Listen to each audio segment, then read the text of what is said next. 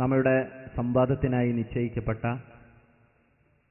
തലക്കെട്ടിൽ ഒതുങ്ങി നിൽക്കുന്ന ചോദ്യങ്ങൾ ചോദിക്കുവാനുള്ള അവസരമാണ്. ചോദ്യകർത്താക്കൾ പ്രത്യേകം ശ്രദ്ധിക്കേണ്ടത് വളരെ ചുരുക്കി ചോദ്യങ്ങൾ ചോദിക്കാൻ ശ്രമിക്കണമെന്ന് ആദ്യമേ അഭ്യർത്ഥിക്കുകയാണ്. പരിമിതമായ സമയം മാത്രമാണ് നമ്മുടെ മുമ്പിലുള്ളത്.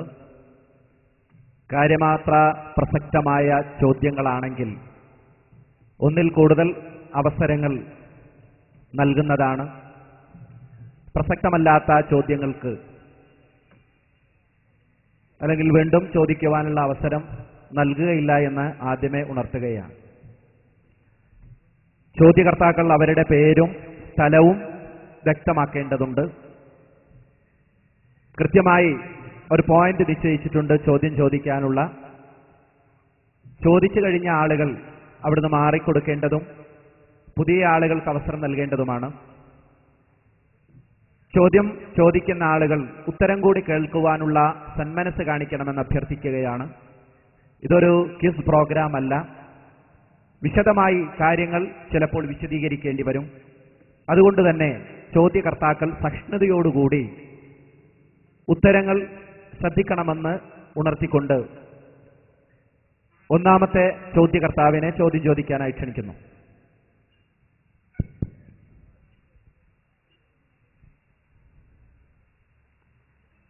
ബിസ്മില്ലാഹിർറഹ്മാനിർറഹീം. ചോദ്യം. പേര്? എൻ്റെ പേര് മുഫീദ്. ഞാൻ ഈ നാട്ടുകാരൻ തന്നെയാണ്.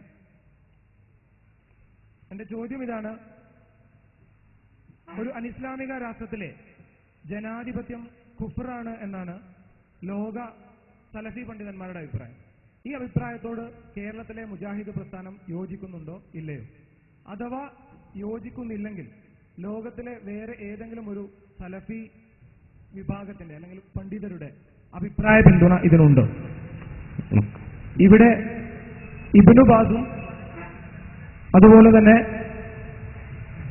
ഷെയ്ഖ് ഇബ്നു ബാസ്, അതുപോലെ അദ്ദേഹത്തിന്റെ നേതൃത്വത്തിലുണ്ടായിരുന്ന ഫതാവ അൽ ലജ്നത്തു ദാഇമ, അതുപോലെ സൗദിയിലെ ഉന്നത പണ്ഡിത സഭയായ ഹൈഅത്തുൽ ഖിബാരിൽ ഉലമാ തുടങ്ങിയവർ കൊടുത്ത ഫത്വ അനുസരിച്ച് അനിസ്ലാമിക രാഷ്ട്രത്തിലെ ജനാധിപത്യം കുഫ്റാണ്. മാത്രമല്ല, ഇത്തരത്തിലുള്ളൊരു രാഷ്ട്രത്തിൽ അതിന്റെ നിയമങ്ങൾ അനുസരിച്ച് വിധി കൽപ്പിക്കാൻ മുസ്ലിങ്ങൾക്ക് അനുവാദമില്ല. ഇസ്ലാമികേതര രാജ്യങ്ങളിലെ പൗരത്വം സ്വീകരിക്കുന്നത് പോയിട്ട് അത്തരം രാജ്യങ്ങളിൽ സ്ഥിരതാമസമാക്കുന്നത് പോലും നിഷിദ്ധമാണ്.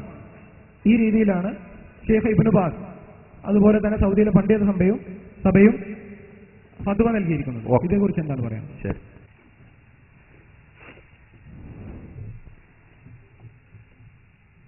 ജനാധിപത്യം കുഫറാണ് എന്നാണ് ലോക സലഫി പണ്ഡിതന്മാരുടെ അഭിപ്രായം. കേരളത്തിലെ മുജാഹിദ് പ്രസ്ഥാനം അതേക്കുറിച്ച് എന്തു പറയുന്നു എന്നാണ് സുഹൃത്ത് മുഫീദ് അന്വേഷിച്ചിരിക്കുന്നത്. ജനാധിപത്യത്തെ സംബന്ധിച്ച് ഏത് തരത്തിലുള്ള വിവക്ഷയാണ് നൽകപ്പെടുന്നത് എന്നും ഏത് സാഹചര്യത്തിലാണ് ജനാധിപത്യം കുഫറാണ് എന്ന് പരാമർശിക്കപ്പെട്ടിട്ടുള്ളത് എന്നും ആദ്യമായി നാം മനസ്സിരുത്തേണ്ടതുണ്ട്. നിരുപാധികം ജനാധിപത്യം കുഫറാണ്, ഇസ്ലാമിക വിരുദ്ധമാണ് എന്ന സന്ദേശം ഇസ്ലാമിക ലോകത്ത് സലഫി ധാരയിൽ പ്രമാണബന്ധിതമായി ഫത്വകൾ നൽകുന്ന ഒരു പണ്ഡിതനും ഫത്വ നൽകിയിട്ടില്ല എന്നുള്ളതാണ് ആമുഖമായി ഓർമ്മപ്പെടുത്താനുള്ളത്. എന്നാൽ ഇസ്ലാമിക രാജ്യം നിലനിൽക്കാവുന്ന അന്തരീക്ഷമുള്ളിടത്തും ഇസ്ലാമിക ഭരണം നിലനിൽക്കുന്നിടത്തും ഇസ്ലാമിക ഭരണത്തെ ഉപേക്ഷിക്കുകയും ആ സ്ഥാനത്ത് ഇസ്ലാമിനു പകരമായി ഇസ്ലാമിന്റെ പ്രമാണങ്ങൾക്കും ഇസ്ലാമിന്റെ നിയമങ്ങൾക്കും വിധികൾക്കും വിരുദ്ധമായി ജനകീയ കൂട്ടായ്മയുടെ ഭൂരിപക്ഷമനുസരിച്ച് ജനതാൽപര്യമനുസരിച്ചുള്ള വിധികൾ കണ്ടെത്താൻ ഭരണാധികാരികൾ ശ്രമിക്കണമെന്ന് ഏതെങ്കിലും ഇസ്ലാമിക ലോകത്ത് ശ്രമിക്കുന്നുണ്ടെങ്കിൽ ഇസ്ലാമിനെ തരം താഴ്ത്താനും ആ സ്ഥാനത്തേക്ക് ജനാധിപത്യം എന്ന് പറയുന്ന ഒന്ന് ഇസ്ലാമിന് പകരമായി കൊണ്ടുവരാനുമുള്ള പരിശ്രമമാണ് കുഫർ, സത്യനിഷേധം എന്ന രൂപത്തിൽ വിശദീകരിക്കപ്പെട്ടിട്ടുള്ളത് എന്ന് കാണാൻ സാധിക്കും. അതേ പണ്ഡിതന്മാർ തന്നെ ലോകത്തുടനീളം വിവിധ രാഷ്ട്രങ്ങളിൽ നിലനിൽക്കുന്ന വ്യത്യസ്തങ്ങളായ രാഷ്ട്രീയ സാഹചര്യങ്ങളെ വിലയിരുത്തിയിട്ടുണ്ട്. മുസ്ലിങ്ങൾ ന്യൂനപക്ഷമായി ജീവിക്കേണ്ടി വരുന്ന സാഹചര്യങ്ങളെക്കുറിച്ച് അവർ പഠനം നടത്തിയിട്ടുണ്ട്. ഇസ്ലാമിന്റെ പ്രവാചകന്മാർക്ക് പോലും ഇസ്ലാമിക ഭരണമില്ലാത്ത രാജ്യങ്ങളിൽ ജീവിക്കേണ്ട സാഹചര്യങ്ങളെക്കുറിച്ച് അവർ പഠനം നടത്തിയിട്ടുണ്ട്. അപ്പോൾ രണ്ടു തരമാണ് പ്രശ്നം. ഒന്ന്, ഇസ്ലാമിനു പകരം, ഇസ്ലാമിന്റെ സന്ദേശങ്ങൾക്കും നിർദ്ദേശങ്ങൾക്കും ആദർശങ്ങൾക്കും പകരം അതിനെ പരിഗണിക്കേണ്ടതില്ലെന്നും ജനങ്ങൾ കൂടിയാലോചിച്ച് അവരുടെ ജീവിത സംസ്കാരത്തിനൊരു ആദർശവും സംസ്കാരവും അവരുടെ ഭൂരിപക്ഷാഭിപ്രായ പ്രകാരം ഉണ്ടാക്കിയാൽ മതി എന്നുമുള്ള വിശ്വാസത്തോടുകൂടിയുള്ള ഒരു വീക്ഷണം. രണ്ടാമത്തേത്, ഇന്ത്യ രാജ്യം പോലുള്ള രാജ്യങ്ങൾ നിലനിൽക്കുന്നത് അങ്ങനെയല്ല. ഇവിടെയുള്ള നമ്മൾ എപ്പോൾ എഴുന്നേൽക്കണം, നമസ്കരിക്കണമോ വേണ്ടയോ, ആരാധനകൾ എന്താകണം എന്താകരുത്, ഏകദൈവത്വം സ്വീകരിക്കണമോ ബഹുദൈവത്വം സ്വീകരിക്കണമോ, ഇങ്ങനെ മതപരമായ വിഷയങ്ങളിൽ പോലും ഇസ്ലാമിന്റെ വിധികൾക്കപ്പുറത്ത് രാഷ്ട്രഭരണാധികാരിയുടെ താൽപര്യമനുസരിച്ച് തീരുമാനമെടുക്കണം എന്നൊരു നിലപാട് ഇവിടെ ഇല്ല. മതവിശ്വാസം വ്യക്തിനിഷ്ഠമാണ്. ഒരാളും മറ്റൊരു മതത്തെ ആക്രമിക്കാനോ ഇകഴ്ത്താനോ ശ്രമിക്കുന്നില്ല. അതേസമയത്ത് സ്വന്തമായ മതം അത് ഉൾക്കൊള്ളാനും അത് അനുഷ്ഠിച്ച് ജീവിക്കാനും മാത്രമല്ല, അത് ശാന്തമായ അന്തരീക്ഷത്തിൽ പ്രചരിപ്പിക്കാനും അനുവാദം നൽകുന്നു. ഇങ്ങനെയുള്ള സാഹചര്യങ്ങളിൽ ഒരു മുസ്ലിം ജീവിച്ചാൽ അവന്റെ ഇസ്ലാമിന് അപൂർണതയുണ്ടോ ഇല്ലേ? നേരത്തെ ഇവിടെ അബ്ദുൽ മജീദ് സലാഹി വിഷയം അവതരിപ്പിച്ചപ്പോൾ പറഞ്ഞു, അബുൽ ആല മൗദൂദിയുടെ വീക്ഷണം, സയ്യിദ് ഖുത്തുബിന്റെ വീക്ഷണം, വഴിയടയാളങ്ങൾ എന്ന പുസ്തകത്തിലൂടെ ഷെയ്ഖ് മുഹമ്മദ് സാഹിബ് വിവർത്തനം ചെയ്ത് കാണിച്ചതിന്റെ വീക്ഷണം, ഭരണമില്ലാത്ത രാജ്യങ്ങളിൽ ഇസ്ലാമിക ഭരണമില്ലാത്ത രാജ്യങ്ങൾ അത് ദാറുൽ ഹർബാണ്. അവിടെയുള്ള മുസ്ലിങ്ങൾ ആ രാജ്യത്തോട് യുദ്ധം പ്രഖ്യാപിക്കാനും ആയുധമെടുക്കാനും ബാധ്യസ്ഥരാണ്. ആ ഒരു നിലപാടിൽ മുസ്ലിങ്ങൾ ന്യൂനപക്ഷമായ രാജ്യങ്ങളിൽ അവർക്ക് ഇസ്ലാമിന്റെ ആദർശങ്ങൾ ഉൾക്കൊള്ളാനും പ്രചരിപ്പിക്കാനും സാധ്യമായ സാഹചര്യങ്ങളിൽ ആ ഒരു ജീവിതത്തെ കുഫർ എന്ന് സലഫി പണ്ഡിതന്മാരാരും വിശദീകരിച്ചിട്ടില്ല. മറിച്ച് ഇസ്ലാമിന് ആധിപത്യം നടത്താവുന്ന അന്തരീക്ഷങ്ങളിൽ ആരെയെങ്കിലും പ്രീതിപ്പെടുത്താൻ വേണ്ടി ഇസ്ലാമിന്റെ തനതായ ആദർശങ്ങളെ അവഗണിച്ച് ഇസ്ലാമിന്റെ ആ തത്വങ്ങൾക്ക് പകരമായി മനുഷ്യരുണ്ടാക്കുന്ന നിയമങ്ങളെ നിയമങ്ങളായി പരിഗണിക്കാമെന്ന വാദമാണ് സത്യനിഷേധമായി പഠിപ്പിക്കപ്പെട്ടത്. ഇവിടെ ഈ രണ്ടു തരം അവസ്ഥകളെയും കൂട്ടിക്കലർത്തി ആശയക്കുഴപ്പം സൃഷ്ടിക്കുക എന്ന ജോലിയാണ് കാലമായി ഇഖ്വാനി മൗദൂദി ആദർശത്തിലുള്ള പണ്ഡിതന്മാർ ശ്രമിച്ചുകൊണ്ടിരിക്കുന്നത്. ഇതേ ചോദ്യം നമ്മൾ ജമാഅത്തെ ഇസ്ലാമിയുടെ നേതൃത്വത്തോട് ചോദിക്കുന്നു എന്ന് കരുതുക. എന്തായിരിക്കും അവർ പറയുന്ന മറുപടി? നമുക്ക് തന്നെ കാണാവുന്നതാണ്. പ്രബോധനത്തിന്റെ 2004 ജൂൺ വിശേഷാൽ പതിപ്പിൽ ഈ വിഷയത്തെക്കുറിച്ചൊരു ചോദ്യമുണ്ട്. ജോർദാനിലെ ജമാഅത്തെ ഇസ്ലാമിയുടെ നേതാവായിരുന്ന റാഷിദ് ഗനൂഷി ഇന്ന് ചില സാഹചര്യങ്ങളാൽ അദ്ദേഹം പ്രവാസിയാണ്. ആ പ്രവാസ ജീവിതം നയിക്കുന്ന റാഷിദ് ഗനൂഷി എന്ന ജമാഅത്ത് ആചാര്യൻ ആദ്യ കാലഘട്ടങ്ങളിൽ ഈ ഒരു വാദക്കാരനായിരുന്നു. അബുൽ ആല മൗദൂദിയെ പോലെ മുസ്ലിങ്ങൾക്ക് ഭരണമുള്ള രാജ്യങ്ങളിൽ മാത്രമേ ഒരാൾക്ക് യഥാർത്ഥ മുസ്ലിമായി ജീവിക്കാൻ പറ്റൂ എന്ന് വാദിക്കുകയും ഇസ്ലാമിക ഭരണത്തിന് വേണ്ടി പരിശ്രമിക്കുകയും പിന്നീടുള്ള യാത്രകളിൽ അതിന്റെ പ്രായോഗികത അപകടമാണ് എന്ന് തിരിച്ചറിഞ്ഞ് ആദിമകാലങ്ങളിൽ ഉയർത്തിപ്പിടിച്ച വാദങ്ങളിൽ നിന്ന് നമ്മുടെ കേരളത്തിലെ ജമാഅത്തെ ഇസ്ലാമിക്കാർക്ക് രൂപഭേദം പരിണാമം സംഭവിച്ചതിന്റെ ഫലമായി മൗദൂദിയുടെ വാദങ്ങളെ തന്നെ തിരിച്ച് അവതരിപ്പിക്കുകയും ചെയ്ത ഒരു പണ്ഡിതനാണ് റാഷിദ് ഗനൂഷി. അങ്ങനെ ഇസ്ലാമിക ഭരണം അദ്ദേഹം നടപ്പാക്കിയില്ലെന്ന് മാത്രമല്ല, അതിനവസരം കിട്ടിയില്ലെന്ന് മാത്രമല്ല, ഇസ്ലാമിക ഭരണത്തിനു വേണ്ടിയുള്ള യത്നങ്ങൾ നിർത്തിവെച്ചു എന്ന് മാത്രമല്ല, അവിടെയുള്ള ഇസ്ലാമികേതരമായ ഭരണകൂടവുമായി സഹകരിക്കാനും ഇന്ന് ഈ അടുത്ത കാലങ്ങളിൽ മാത്രം ജമാഅത്തെ ഇസ്ലാമി പ്രത്യക്ഷമായി എല്ലാവരും കുഫറിലും ശിർക്കിലുമാണ് എന്ന് വാദിച്ചു പോന്ന ജനാധിപത്യത്തിൽ അതിനോട് ഏതെങ്കിലും നിലക്ക് സഹകരിക്കുന്നത് കുഫറാണ്. ജനാധിപത്യവുമായി യോജിക്കുന്ന ഒരു പോയിന്റ് പോലും ഇസ്ലാമിലില്ല. അത് ജലരേഖയാണ്. വെള്ളത്തിൽ വരച്ചാൽ വരയുണ്ടാകില്ലല്ലോ. അതുകൊണ്ട് ജനാധിപത്യത്തോട് ഒരു നിലക്കും സഹകരിക്കാൻ പറ്റില്ലെന്നും അത് ഖുർആനിനെയും സുന്നത്തിനെയും പിറകോട്ട് വലിച്ചെറിയലാണ് എന്നും ശക്തമായി വാദിച്ചു പോന്നിരുന്ന ജമാഅത്തെ ഇസ്ലാമി ഇപ്പോൾ ജനാധിപത്യത്തിന്റെ നടുക്കയത്തിൽ അതിൽ എന്തൊക്കെ മാലിന്യങ്ങളുണ്ടോ ആ മാലിന്യങ്ങൾ പോലും പേറി എതിർ പാർട്ടികളെ കുറിച്ച് തെറ്റായ ആരോപണങ്ങൾ പോലും ഉന്നയിക്കുന്ന തികഞ്ഞ കക്ഷി രാഷ്ട്രീയത്തിന്റെ നിലവാരത്തിലേക്ക് അതിപ്പതിച്ച് ജമാഅത്തെ ഇസ്ലാമി ഈ കഴിഞ്ഞ തെരഞ്ഞെടുപ്പുമായി ബന്ധപ്പെട്ട് നമ്മൾ കണ്ടു. ഈ ഒരവസ്ഥ റാഷിദ് ഗനൂഷിക്കും പാർട്ടിക്കും വന്നു. അപ്പോൾ അവരോട് ഈ ചോദ്യമുണ്ടായി. എന്താ ചോദ്യം? അനിസ്ലാമിക ഭരണകൂടത്തിലെ മുസ്ലിം പങ്കാളിത്തം അനുവദനീയമാണോ അല്ലേ? പ്രബോധനത്തിലെ വരി തന്നെ ഇസ്ലാമികേതരം എന്ന് പോലുമല്ല. അനിസ്ലാമിക രാഷ്ട്രത്തിൽ ഒരു മുസ്ലിമിന് പങ്കാളിയാകാൻ പറ്റുമോ ഇല്ലേ എന്നാണ് ചോദ്യം. അദ്ദേഹം നൽകിയ ഉത്തരം, വിലക്കില്ലാത്ത ഏത് കാര്യവും മൗലികമായി അനുവദനീയമാണ് എന്നത് ശരീഅത്തിലെ പൊതുനിയമമാണ്. ഇത് ഇത്രയും കാലം 6 പതിറ്റാണ്ടായി മുജാഹിദ് പ്രസ്ഥാനം ജമാഅത്തെ ഇസ്ലാമിക്ക് ഓതിക്കൊടുക്കുകയാണ്. ആഗോള സലഫികൾ ഇഖ്വാനികൾക്ക് ഓതിക്കൊടുക്കുകയാണ്. ഇപ്പോൾ സലഫികൾ ഇത്രയും കാലം പഠിപ്പിച്ച തെളിവുകൾ ഇങ്ങോട്ട് പറഞ്ഞുകൊണ്ട് ആ ചോദ്യം ഞങ്ങളോട് ചോദിക്കുന്നു. ജനാധിപത്യത്തിൽ തള്ളേണ്ടത് എന്നും അതിനോട് എത്രമാത്രം സഹകരിക്കാമെന്നും വ്യക്തമായി വേർതിരിച്ചറിയാവുന്നവരാണ് ലോകത്തുടനീളമുള്ള സലഫി പണ്ഡിതന്മാർ. ഇഖ്വാനി മൗദൂദിസ്റ്റുകൾ ചില ഈ അടുത്ത കാലങ്ങളിൽ നിർബന്ധിതമായ ഒരു സാഹചര്യത്തിലെങ്കിലും അത്തരം കാര്യങ്ങൾ അംഗീകരിക്കേണ്ടി വന്നു. അതാണ് 2004 ജൂൺ ലക്കത്തിലെ പ്രബോധനം വിശേഷാൽ പതിപ്പില്ലെന്ന് ഞാൻ വായിച്ചു കേൾപ്പിക്കുന്നത്. വിലക്കില്ലാത്ത ഏത് കാര്യവും മൗലികമായി അനുവദനീയമാണ്. ഇതുതന്നെയാണ് മുജാഹിദ് പ്രസ്ഥാനവും നൽകുന്ന ഉത്തരം. എന്നിട്ടോ ഈ ഉപശീർഷകത്തിൽ സൂചിപ്പിച്ച വിഷയത്തിൽ മുസ്ലിങ്ങൾക്ക് ഒരു നിർദ്ദേശമുണ്ട്. അള്ളാഹുവിന്റെ വിധികൾ നടപ്പിലാക്കുകയും അത് കൈവിട്ട് മറ്റു നിയമവ്യവസ്ഥകൾ മാനിക്കാതിരിക്കുകയും ചെയ്യുക എന്നതാണ് അത്. എന്നിങ്ങനെ തുടങ്ങി ഇസ്ലാമികമല്ലാത്ത ഒരു രാഷ്ട്രത്തോട് സഹകരിക്കുമ്പോൾ ഇസ്ലാമിന്റെ ആദർശം പണയം വെച്ചുകൂടാ. മുജാഹിദ് പ്രസ്ഥാനവും ആ നിലവാരത്തിൽ തന്നെയാണ് മറ്റു രാഷ്ട്രീയ നിലപാടുകളോട് സഹകരിക്കാമെന്ന് പറഞ്ഞിട്ടുള്ളത്. എന്നിട്ട് അദ്ദേഹം അവസാനം പറഞ്ഞു, സാമൂഹികാടിത്തറകൾ ഭദ്രമാക്കുന്നതിന് അത്യാവശ്യമായി വരുന്ന ഘടകമാണ് അമുസ്ലിം സാഹചര്യങ്ങളുടെ മുസ്ലിം ഭരണപങ്കാളിത്തം. സുഹൃത്ത് ചോദിച്ചത് ജനാധിപത്യത്തെ രാജ്യത്തിൽ ഒരു മുസ്ലിമിന് ജീവിക്കാൻ പറ്റുമോ എന്നാണ്. ജനാധിപത്യത്തിലെ രാജ്യത്തിൽ അതിനോട് സഹകരിച്ചാൽ കുഫറാകുമോ ഇല്ലേ എന്നതാണ്. ഇത് ഒരു രാജ്യത്ത് ജീവിക്കുക എന്നത് മാത്രമല്ല, കേവലം സഹകരിക്കുക എന്നത് മാത്രമല്ല, റാഷിദ് ഗനൂഷിയുടെ പാർട്ടിയുടെ മന്ത്രിമാർ ജോർദാനിലെ മന്ത്രിസഭയിൽ വന്നിരുന്നു എന്നുള്ളതാണ് ചരിത്രം. 4-5 മന്ത്രിമാർ ജമാഅത്തെ ഇസ്ലാമിയുടെ വക്താക്കൾക്ക് അവിടുത്തെ ഭരണകൂടത്തിൽ ഉണ്ടായ കാലഘട്ടം ഉണ്ടായിട്ടുണ്ട്. അദ്ദേഹം അതിനെക്കുറിച്ച് പറയുകയാണ്. അപ്പോ അനിവാര്യമായൊരു ഘടകമാണ്, സാമൂഹികാടിത്തറകൾ ഭദ്രമാക്കുന്നതിന് അത്യാവശ്യമായി വരുന്ന ഘടകമാണ് അമുസ്ലിം സാഹചര്യങ്ങളിലെ മുസ്ലിം ഭരണപങ്കാളിത്തം. തെളിവുണ്ടോ? അദ്ദേഹം പറഞ്ഞ ചരിത്രരേഖകൾ. നന്മ കൽപ്പിക്കുകയും തിന്മ വിലക്കുകയും ചെയ്യുക എന്ന ഉദ്ദേശ്യാർത്ഥം മുസ്ലിങ്ങൾ വ്യക്തിഗതമായും കൂട്ടായും അമുസ്ലിം ഗവൺമെന്റുകളുടെ സംസ്ഥാപനത്തിലും നടത്തിപ്പിലും പങ്കുവഹിക്കാമെന്നതിന് ഒട്ടേറെ ഉദാഹരണങ്ങൾ ഖുർആനിലും സുന്നത്തിലും കാണാം. സുഹൃത്തിന്റെ ചോദ്യത്തിന് പ്രബോധനം നൽകുന്ന മറുപടിയാണ് ഞാൻ വായിച്ചു കേൾപ്പിക്കുന്നത്. ഒട്ടേറെ ഉദാഹരണങ്ങൾ കാണാം. ഒരു അധ്യായത്തിൽ ഖുർആൻ നമുക്ക് യൂസുഫ് നബിയുടെ കഥ പറഞ്ഞു തരുന്നു. സഹോദരന്മാർ കിണറ്റിലെറിഞ്ഞ ശേഷം രക്ഷപ്പെട്ട ബാലൻ പ്രഭു കുടുംബത്തിലെത്തുന്നു. അവിടെ നിന്ന് കേസിൽ കുടുങ്ങി ജയിലിലിറക്കപ്പെടുന്നു എന്നിങ്ങനെ തുടങ്ങി അവസാനം പറയുന്നു.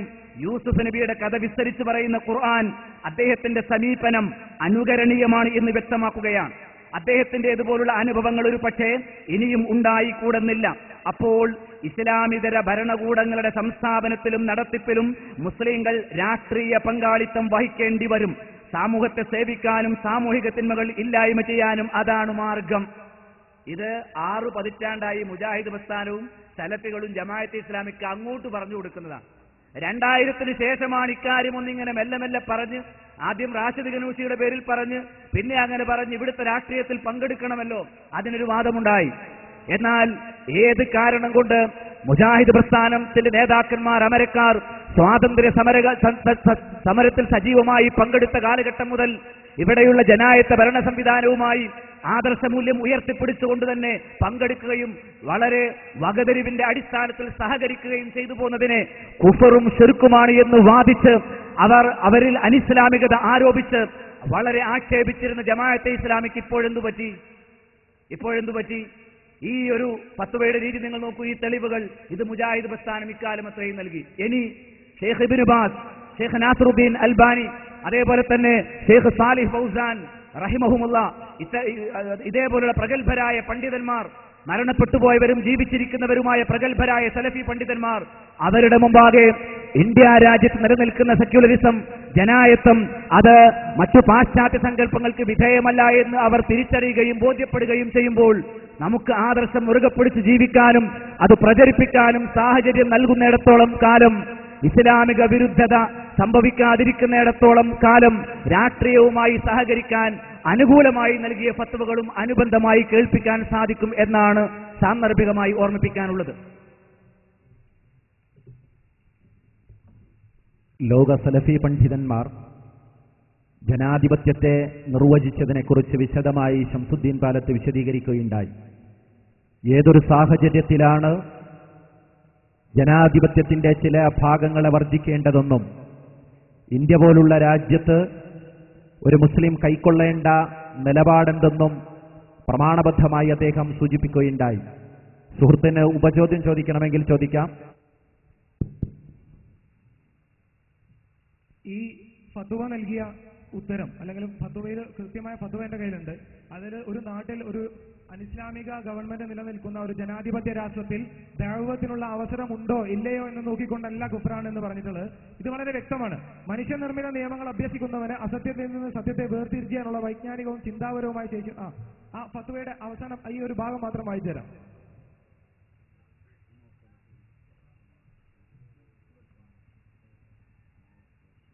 അള്ളാഹുവിന്റെ ശരീഅത്തിനെ അംഗീകരിക്കുകയോ അതനുസരിച്ച് വിധി കൽപ്പിക്കുകയോ ചെയ്യാത്ത എല്ലാ രാഷ്ട്രങ്ങളും വിശുദ്ധ ഖുർആൻ സൂക്തങ്ങളുടെ ഖണ്ഡിതമായ പ്രഖ്യാപനമനുസരിച്ച് ജാഹിലിയ രാഷ്ട്രങ്ങളാണ്. അക്രമത്തിന്റെയും നിഷേധത്തിന്റെയും കുഴപ്പത്തിന്റെയും മാർഗങ്ങൾ കൈക്കൊണ്ടവയാണ്. അവ അള്ളാഹുവെ അംഗീകരിക്കുകയും അവന്റെ ശരീഅത്തിനെ വിധികർത്താവാക്കുകയും ചെയ്യുന്നതുവരെ അള്ളാഹുവിനു വേണ്ടി അവയോട് ശത്രുതയും വിദ്വേഷവും വെച്ചു പുലർത്തലും സ്നേഹബന്ധങ്ങൾ മുറിച്ചുകളയലും മുസ്ലിങ്ങളുടെ നിർബന്ധ ബാധ്യതയാണ്. അതോടൊപ്പം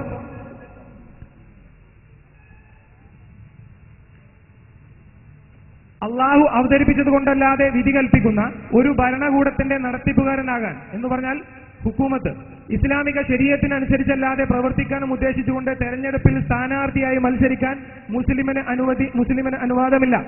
അത്തരക്കാരെയോ ഇങ്ങനെയുള്ള ഭരണകൂടത്തിൽ പങ്കാളിയായിട്ടുള്ള മറ്റുള്ളവരെയോ തെരഞ്ഞെടുക്കലും അഥവാ തെരഞ്ഞെടുക്കാൻ വോട്ട് ചെയ്യലും അനുവദനീയമല്ല. മത്സരിക്കുന്നവരും വോട്ട് ചെയ്യുന്നവരും അത് മുഖേന ഭരണകൂടത്തെ ഇസ്ലാമിക ശരീഅത്തിനനുസരിച്ച് പ്രവർത്തിക്കുന്ന അവസ്ഥയിലേക്ക് പരിവർത്തിപ്പിക്കാൻ ഉദ്ദേശിക്കുകയും അത്തരത്തിലുള്ള ഒരു മാറ്റത്തിനുള്ള മാർഗമായി ആ പങ്കാളിത്തത്തെ ഉപയോഗപ്പെടുത്തുകയും ചെയ്യുന്നുണ്ടെങ്കിലല്ലാതെ മത്സരിക്കുന്നവൻ തെരഞ്ഞെടുപ്പിന് ശേഷം ഇസ്ലാമിക ശരീഅത്തുമായി ഏറ്റുമുട്ടാത്ത പദവികളെ ഏറ്റെടുക്കാൻ പാടുള്ളൂ. അങ്ങനെയാണെങ്കിൽ മാത്രമേ ആ പങ്കാളിത്തം അനുവദനീയമാവൂ. ഇത് ഫത്വയാണ്. ഒരു മിനിറ്റ്, അതിന്റെ ഒരു ഭാഗം കൂടി. മതേതരത്തെക്കുറിച്ച് ഇസ്ലാമിക വിധി വളരെ എളുപ്പത്തിലും വ്യക്തമായി നമുക്ക് മനസ്സിലാക്കാവുന്നതാണ്. ഒറ്റ വാക്കിൽ പറഞ്ഞാൽ അത് താഊത്തി ജാഹിലിയ വ്യവസ്ഥയാണ്. മതേതരത്വം അടിസ്ഥാനപരമായ രണ്ട് കാരണങ്ങളാൽ ലാ ഇലാഹ ഇല്ലല്ലാഹുവിന്റെ നിഷേധമാണ്. അള്ളാഹു അവതരിപ്പിച്ചതല്ലാതെ നിയമങ്ങളെ അടിസ്ഥാനപ്പെടുത്തിയുള്ള ഭരണവ്യവസ്ഥയാണത്. രണ്ട്, അള്ളാഹുവിനുള്ള ഇബാദത്തിൽ പങ്കുചേർക്കലാണത്. അള്ളാഹു അവതരിപ്പിച്ചതല്ലാത്ത നിയമങ്ങൾ കൊണ്ടുള്ള ഭരണം എന്നാണ് മതേതരത്തിന്റെ സഹജഭാവം. അഥവാ ദീൻ പരിഗണിക്കാതെ മനുഷ്യ ജീവിതത്തെ കെട്ടിപ്പടുക്കുക അനിസ്ലാമിക വ്യവസ്ഥയാണെന്നതാണ് മതേതരത്തിന്റെ പ്രകടമായ മറ്റൊരു പ്രത്യേകത. ശരി, എന്താണ് എനിക്ക് അറിയേണ്ടത് ചോദ്യത്തിൽ? ഹലോ, അപ്പൊ എന്റെ ചോദ്യം ഇതാണ്. സലഫികളുടെ വീക്ഷണം ഇപ്പോൾ വിശദീകരിച്ച വീക്ഷണവുമായി ഒരു ബന്ധവുമില്ല. ഇപ്പോൾ നിങ്ങൾ വിശദീകരിച്ചത് ദഅവത്തിന് അവസരമുള്ള ഒരു രാഷ്ട്രത്തിൽ വേറെ ഒരു ചിത്രമാണെന്നാണ്. 2007 മാത്രമാണ് സലഫി പണ്ഡിത സഭ ജനാധിപത്യ വ്യവസ്ഥിതിയിൽ രാഷ്ട്രീയത്തിൽ ഇലക്ഷനിൽ പങ്കെടുക്കാനുള്ള അനുവാദം നൽകുന്നത്. ആ ഫത്വയുടെ വേറെ ഉണ്ട്. ശരി ശരി ശരി. അപ്പൊ എന്റെ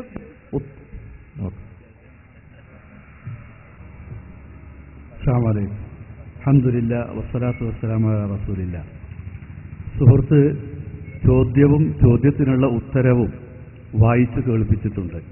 അതുകൊണ്ട് ഇനി ഒരു ഉത്തരം സ്റ്റേജിൽ നിന്ന് പറയേണ്ടതില്ല. രണ്ട് രൂപത്തിലാണ്. യഥാർത്ഥത്തിൽ അബുൽ അഅല മൗദൂദിക്കും ഇഖ്വാനുൽ മുസ്ലിമൂന്റെ ആളുകൾക്കും ആ കാഴ്ചപ്പാട് വെച്ചു പുലർത്തുന്നവർക്കൊക്കെ സംഭവിച്ചിട്ടുള്ള അബദ്ധം ഇസ്ലാമികം, ഇസ്ലാമിക വിരുദ്ധം, ദാറുൽ ഇസ്ലാം, ദാറുൽ ഹർബ്, ഈ രണ്ട് മാത്രമേ അവർക്കറിയൂ എന്നതാണ്. എന്നാൽ ഇസ്ലാമികം, ഇസ്ലാമികേതരം, ഇസ്ലാമിക വിരുദ്ധം, ഇങ്ങനെ 3 തരത്തിലുണ്ട്. ഇത് മൂന്നായി മനസ്സിലാക്കിയാൽ ഇത്തരത്തിലുള്ള ഫത്വകൾ ബോധനത്തിലോ മറ്റോ ആരെങ്കിലും മൊഴിമാറ്റം നടത്തി കൊടുത്തത് നോക്കി വായിച്ചുകൊണ്ട് തന്റെ മനസ്സിൽ നേരത്തെ ഉറപ്പിച്ചു വെച്ച ഒരാശയത്തിന് അത് അനുകൂലമാണ് എന്ന് വിചാരിക്കുന്നത് ശരിയല്ല എന്നാണ് എനിക്ക് സൂചിപ്പിക്കാനുള്ളത്. ഇസ്ലാമികമായ ഭരണകൂടത്തിൻ കീഴിൽ ജീവിക്കുന്നത് എങ്ങനെ എന്നതും ഇസ്ലാമിക വിരുദ്ധമായ ഭരണകൂടത്തിൻ കീഴിൽ ഉള്ള അവസ്ഥ എന്ത് എന്നതും ഇസ്ലാമികേതരമായ, ഇസ്ലാമികവുമല്ല ഇസ്ലാമിന് വിരുദ്ധവുമല്ല, ഇത് രണ്ടുമല്ലാത്ത ഒന്ന്, ആ ഇനത്തിലാണ് ഇന്ത്യ പോലുള്ള രാജ്യം ഉൾപ്പെടുന്നത്. ഇത്തരം രാജ്യങ്ങൾ മുസ്ലിങ്ങളായി ജീവിക്കാൻ പാടില്ല. അവർ അവിടെ നിന്ന് നാടുവിട്ടു പോവേണ്ടതാണ്. കാരണം അത് ദാറുൽ ഹർബാണ്, അവിടെ താമസിക്കൽ തന്നെ കുഫറാണ് എന്നുള്ള വീക്ഷണം സലഫികൾക്ക് ഉണ്ടായിട്ടില്ല എന്നതാണ് വസ്തുത. അതുകൊണ്ട് തന്നെ സുഹൃത്ത് ആ ഫത്വ വായിക്കുമ്പോൾ ഞാൻ ഒരു ഭാഗം കൂടി വായിക്കാം എന്ന് പറയുന്നതിന് തൊട്ടു മുമ്പ് വായിച്ച പാരഗ്രാഫ് ഈ പറഞ്ഞ കാര്യം വ്യക്തമാക്കി തരുന്നുണ്ട്. പിന്നീട് അവസാനം പറഞ്ഞത്, എന്നാൽ 2007 സലഫികൾ ഇത്തരം ദഅവത്തിന് സാഹചര്യമുള്ളയിടത്ത് അതിനെ അനുസരിച്ച് ജീവിക്കാം എന്ന് പറഞ്ഞിട്ടുണ്ട് എന്നാണ്. അപ്പൊ രണ്ട് തരത്തിലുള്ള നേരത്തെയുള്ളത് മനസ്സിലാക്കിയിടത്ത് വന്നിട്ടുള്ള അബദ്ധമാണ് എന്ന പോലെ നേരത്തെ അംഗീകരിച്ച പോലെ 2007 അതിനു മുമ്പും അതിനു ശേഷവും സലഫികൾ, ലോക സലഫികൾ അംഗീകരിച്ചു വരുന്നത് ഇതാണ്. എന്നാൽ സലഫികൾ എന്ന പേരിൽ ഇഖ്വാനുൽ മുസ്ലിമൂന്റെ പുറംപോക്കിൽ ജനിച്ചിട്ടുള്ള ജാരസന്തതികളായ സുറൂരികൾ ശാസ്ത്രീയ സലഫിസം എന്ന പേരിൽ പ്രചരിപ്പിച്ചുകൊണ്ടിരിക്കുന്ന ചില ആശയങ്ങളുണ്ട്. ആ ആശയങ്ങളാണ് സലഫികളുടെ ആശയങ്ങൾ എന്ന പേരിൽ ബോധനത്തിൽ അബ്ദുറഹ്മാൻ അബ്ദുൽ ഖാലിഖിന്റെ ചില ചോദ്യോത്തരങ്ങളും അഭിമുഖങ്ങളും അദ്ദേഹത്തിന്റെ ലേഖനങ്ങളുമൊക്കെ തന്നെ ബോധനത്തിൽ അച്ചടിച്ച് വിതരണം ചെയ്തുകൊണ്ടിരിക്കുന്നത്. അതിന് സലഫി പ്രസ്ഥാനവുമായി ഒരു ബന്ധവും ഇല്ല എന്ന് വളരെ വ്യക്തമായി ഞാനിവിടെ സൂചിപ്പിക്കുകയാണ്.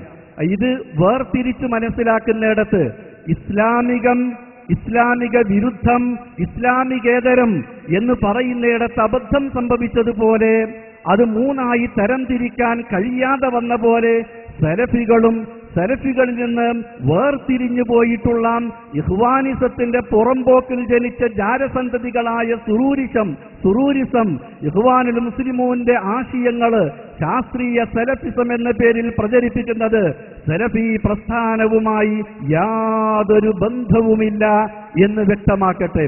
ഇതാണ് ഈ കാര്യത്തെ സംബന്ധിച്ച് പറയാനുള്ളത്.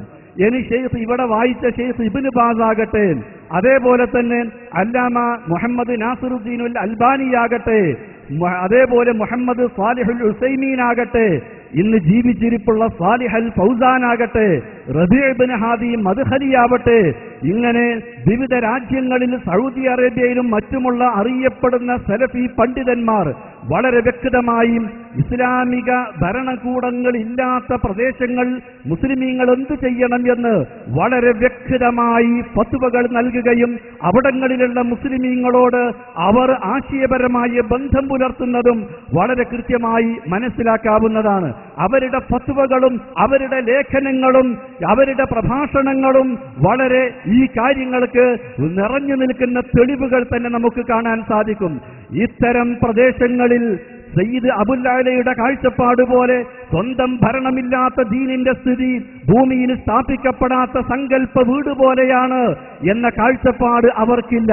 നേരെ മറിച്ച് ഷെയ്ഖ് ഇബ്നു ബാസിനെ പോലുള്ള ആളുകൾ നൽകിയിട്ടുള്ള ഫത്വ, ഒരു മുസ്ലിം ഭരണകൂടത്തിന് കീഴിൽ ജീവിച്ചുകൊണ്ടിരിക്കുന്ന ഒരാൾ ആ രാജ്യം വിട്ടുകൊണ്ട് ഒരു കുഫറിന്റെ നാട്ടിൽ പോയി താമസിക്കുകയും ഇസ്ലാമിക സംസ്കാരം കളഞ്ഞുകുളിക്കുകയും മതം തന്നെ കൈയൊഴിക്കുകയും അമുസ്ലിമീങ്ങളുമായി വൈവാഹിക ബന്ധത്തിൽ ഏർപ്പെടുകയും ചെയ്തുകൊണ്ട് അവർക്കിടയിൽ ജീവിക്കുന്നത് പാടില്ലാത്തതാണ് എന്നവർ നൽകിയിട്ടുള്ള ഫത്വ ഇസ്ലാമികേതര രാജ്യങ്ങളിൽ ഇതുപോലുള്ള സ്ഥലങ്ങളിൽ മുസ്ലിമായി ജീവിച്ചുകൊണ്ട് ഇസ്ലാമിന്റെ ഐഡന്റിറ്റി കാത്തു സൂക്ഷിച്ചുകൊണ്ട് ഇസ്ലാമിക വ്യക്തിത്വം കാത്തു സൂക്ഷിച്ചുകൊണ്ട് ഇസ്ലാമിക പ്രബോധനം നിർവഹിച്ചുകൊണ്ട് ഒരു ശരിയായ മുസ്ലിമായി ജീവിക്കുന്നത് പാടില്ല. അത് ഒഴിവാക്കിക്കൊണ്ട് ഇസ്ലാമിക രാജ്യങ്ങളിലേക്ക് നാടുവിട്ടു പോവണമെന്ന് അവരാരും ഫത്വ നൽകിയിട്ടില്ല.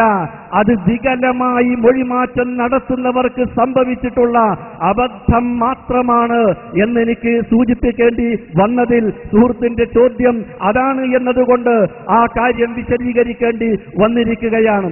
എന്നാൽ ഇത്തരം പ്രദേശങ്ങളിൽ നമ്മുടെ ഒരു അഭിപ്രായം മാത്രമല്ല, സുഹൃത്ത് വായിച്ചിട്ടുള്ള ഫത്വകൾ ഇവിടെ എന്റെ കയ്യിലുണ്ട് താനും.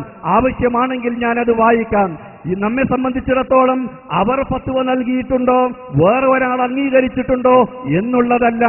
മഹാനായ യൂസുഫ് അലൈഹി സ്വലാത്തു വസ്സലാം അദ്ദേഹം ഈജിപ്തിലെ അമുസ്ലിം ഭരണാധികാരിയുടെ കീഴിൽ അവിടുത്തെ ഭരണത്തിൽ പങ്കാളിയായിക്കൊണ്ട് ഭരണം നടത്തിയിരുന്നു. ഇസ്ലാമായി ജീവിക്കുന്നതിനോ മുസ്ലിമായി ജീവിക്കുന്നതിനോ ഒരു പ്രവാചകനായി പ്രവാചകത്വം അനുസരിച്ച് റിസാലത്ത് നിർവഹിക്കുന്നതിനോ അത് തടസ്സമായിരുന്നില്ല. അദ്ദേഹം അതോ യൂസുഫ് നബി ഭരണകൂടത്തിലേക്ക് വന്നതോടുകൂടി അത് ഇസ്ലാമിക ഭരണകൂടമായി മാറി എന്നുള്ളതൊക്കെ തന്നെ വിശുദ്ധ ഖുർആനിന്റെ അധ്യാപനത്തിന് വിരുദ്ധമാണ്.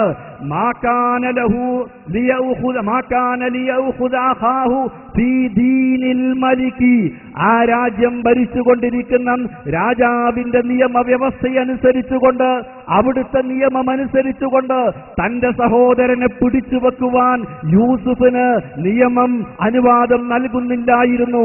അതുകൊണ്ടാണ് കദാലിക കിദ്നാലി യൂസുഫിന് നാം ഒരു തന്ത്രം ആവിഷ്കരിച്ചു കൊടുത്തത്. തന്റെ അനുജനെ പിടിച്ചു വെക്കുന്നതിന് വേണ്ടി ഒരു തന്ത്രം അദ്ദേഹത്തിന് തോന്നിപ്പിച്ചു കൊടുത്തു. നിയമമനുസരിച്ച് പിടിച്ചു വെക്കാൻ പാടില്ല. ആ തന്ത്രം പ്രയോഗിച്ചുകൊണ്ട് സഹോദരനെ അവിടെ പിടിച്ചു വെച്ചു. രാജാവിന്റെ നിയമമനുസരിച്ചുകൊണ്ടാണ് രാജ്യത്ത് ഭരണം നടന്നിരുന്നതെന്നും ആ ഭരണത്തിലാണ് ഇജ്അൽനി അലാ ഖസാഇനിൽ അർദ്, ഭൂമിയുടെ ഖജാനകള്, സാമ്പത്തിക വകുപ്പ് എന്നെ ഏൽപ്പിക്കൂ, ഇന്നി ഹഫീദുൻ അലീം, അത് കൈകാര്യം ചെയ്യാൻ എനിക്കറിയാം, അത് സൂക്ഷിക്കുവാൻ എനിക്കറിയാം എന്നാവശ്യപ്പെട്ടുകൊണ്ട് സാമ്പത്തികമായ ചുമതല ഏറ്റെടുത്തുകൊണ്ട് ആ മുസ്ലിം ഭരണാധികാരിയുടെ കീഴിൽ അദ്ദേഹത്തിന്റെ കൂടെ ഭരണം കൈയാടിയിരുന്നത് യൂസുഫ് അലൈഹി സ്വലാത്തു വസ്സലാമയാണ്. ഒരിക്കലും തന്നെ അത് ഇസ്ലാമിക വിരുദ്ധമാണ്. നീ എന്റെ പ്രവാചകനാണ്, നീ അവിടെ നിന്ന് നാട് വിട്ടു പോവണം, അല്ലെങ്കിൽ ആ രാജാവിനോട് യുദ്ധം ചെയ്യണം എന്നല്ലാഹു കൽപ്പിച്ചിട്ടില്ല. മഹദി ഫറോവയുടെ പത്നി വിശുദ്ധ ഖുർആൻ എടുത്തു പറയുന്നു, ലോകത്ത് അതിനേക്കാൾ വലിയൊരു കിങ്കരൻ, ഒരു ക്രൂരൻ, ആശയപരമായി അതിനേക്കാൾ വലിയ ഒരു കടുത്ത ശിർക്ക് വെച്ചു പുലർത്തുന്ന ഒരു വ്യക്തിയോ ഒരു കുടുംബമോ ഒരു രാഷ്ട്രമോ വേറെ നമുക്ക് കാണാൻ സാധിക്കുകയില്ല. അതേ,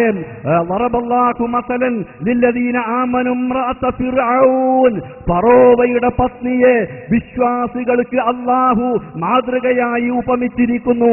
ഫറോവ ചക്രവർത്തി ഒരു ഭരണ പങ്കാളിത്തത്തിലും ആ നിലയ്ക്കുള്ള ഒരു ക്രൂരതയും കിരാതവാഴ്ചയും മാത്രമായിരുന്നില്ല നടത്തിയിരുന്നത്. അന റബ്ബുക്കുമുൽ അഅല, ഞാനാണ് നിങ്ങളുടെ അത്യുന്നതനായ റബ്ബ്, ഞാനാണ് നിങ്ങളുടെ അത്യുന്നതനായ റബ്ബ് എന്നവകാശപ്പെട്ടിരുന്നു. മാ അലിംതു ലക്കും മിൻ ഇലാഹിൻ ഗൈരി, ഞാനല്ലാത്ത ഒരു ഇലാഹ് നിങ്ങൾക്കില്ല. നിങ്ങളുടെ ആരാധനകള് നിങ്ങൾ എനിക്കാണ് അർപ്പിക്കേണ്ടത്. ഞാനാണ് ദൈവം. ഞാൻ ചക്രവർത്തിയും ഭരണാധികാരിയും മാത്രമല്ല, ഞാൻ ദൈവമാണ്.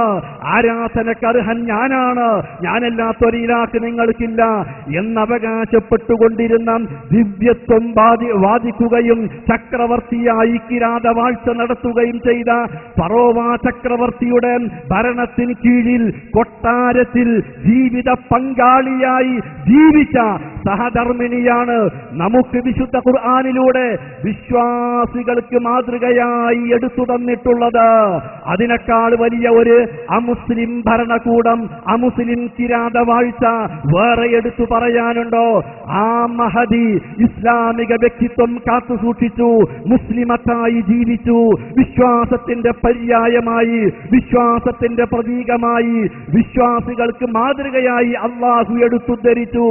ഇദ് ഖാലത് റബ്ബി ബിനി ലീ ഇൻദക ബൈതൻ ഫിൽ ജന്ന, അള്ളാഹുവിനോട് പ്രാർത്ഥിക്കുന്നു, എനിക്ക് നിന്റെ അടുക്കൽ സ്വർഗത്തിൽ നീ ഒരു ഭവനമുണ്ടാക്കി തരണമേ, ഉണ്ടാക്കി തരണമേ എന്ന് പ്രാർത്ഥിക്കുന്നു. അതാണ് വിശുദ്ധ ഖുർആൻ പഠിപ്പിച്ചു തരുന്ന അമുസ്ലിം ഭരണകൂടത്തിന് കീഴിലും ലാ ഇലാഹ ഇല്ലല്ലാഹ് മുഹമ്മദുർ റസൂലുള്ളാഹ് എന്നതുപോലെ അടിസ്ഥാനപരമായ വിശ്വാസം വെച്ചു പുലർത്തി വ്യക്തിതലത്തിൽ താൻ അനുഷ്ഠിക്കേണ്ട ആരാധനാ കർമ്മങ്ങളും ജീവിതത്തിന്റെ മറ്റു മേഖലകളിൽ തനിക്ക് കഴിയുന്നിടത്തോളം അനുഷ്ഠിക്കുവാൻ വേണ്ടി കൽപ്പിക്കപ്പെട്ട താൻ അതനുസരിച്ച് ജീവിച്ചാൽ പൂർണ്ണവിശ്വാസിയാണ്, പൂർണ്ണവിശ്വാസിയാണ് എന്നാണ് ഖുർആൻ പഠിപ്പിച്ചു തരുന്നത്. ഒരുപക്ഷേ സുഹൃത്തിന് ഇത്തരം കാര്യങ്ങൾ പറയുമ്പോൾ സുഹൃത്തിനെ പോലുള്ളവർക്ക് അനുബന്ധ ചോദ്യമുണ്ടായേക്കാം. കട്ടവന്റെ കൈ മുറിക്കണമെന്ന് ഖുർആൻ പറഞ്ഞിട്ടില്ലേ? അസ്സാരിഖു വസ്സാരിഖതു ഫഖ്തഉ ഐദിയഹുമാ എന്ന് വിശുദ്ധ ഖുർആൻ പറഞ്ഞിട്ടില്ലേ? ഖുർആനിന്റെ കൽപ്പനയല്ലേ? നമസ്കരിക്കണമെന്ന പോലുള്ള കൽപ്പനയല്ലേ? നോമ്പെടുക്കണമെന്ന പോലുള്ള കൽപ്പനയല്ലേ? സകാത്ത് കൊടുക്കണമെന്ന പോലുള്ള കൽപ്പനയല്ലേ? ഹജ്ജ് ചെയ്യണമെന്നുള്ളത് പോലെ കൽപ്പനയല്ലേ? കട്ടവന്റെ കൈമുറിക്കണമെന്ന കൽപ്പന എന്ന് ചോദിച്ചേക്കാം. ഞാൻ ചോദിക്കട്ടെ, അത് കൽപ്പന തന്നെയാണ്. ആർക്കാണത് ബാധകം? എപ്പോഴാണത് ബാധകം? ഇസ്ലാം കാര്യങ്ങൾ 5 എന്ന് പറയുന്ന ആ പഞ്ചസ്തംഭങ്ങളിൽ സകാത്ത് കൊടുക്കാൻ കഴിയാത്തൊരു മനുഷ്യൻ ദിവസവും പണിയെടുക്കുന്നു. വീട്ടിൽ 5-10 ആളുകൾ ചിലവിനുണ്ട്. കൂലിപ്പണിക്കാരൻ തന്റെ കുടുംബജീവിതം കഴിച്ചുകൂട്ടുന്നു. വർഷം കഴിഞ്ഞ് കണക്ക് നോക്കുമ്പോൾ ജീവിതത്തിന്റെ അടിസ്ഥാന ചിലവിനല്ലാതെ മിച്ചമൊന്നും ഉണ്ടാകുന്നില്ല. അയാൾക്ക് സകാത്ത് കൊടുക്കാൻ കഴിയില്ല. അയാൾ കുറ്റക്കാരനാണോ? എടോ, നിന്റെ ഇസ്ലാം പൂർത്തിയായിട്ടില്ല, പഞ്ചസ്തംഭം പൂർത്തിയായിട്ടില്ല, എന്തേ സകാത്ത് കൊടുക്കാഞ്ഞത് എന്ന് പറഞ്ഞുകൊണ്ട് അപൂർണ മുസ്ലിമായി നരകത്തിലിടുമോ? അതല്ല, ഒരാൾ അധ്വാനിക്കുന്നു, അയാൾക്ക് സ്വത്ത് ലഭിക്കുന്നു, അയാളുടെ ജീവിത ചെലവ് കഴിച്ച് മിച്ചമുണ്ടാവുന്നു, സകാത്തിന്റെ പരിധി നിസാബെത്തുന്നു, അതിന്റെ സകാത്ത് അയാൾ കൊടുക്കണമെന്ന ബാധ്യതയാണോ ഉള്ളത്?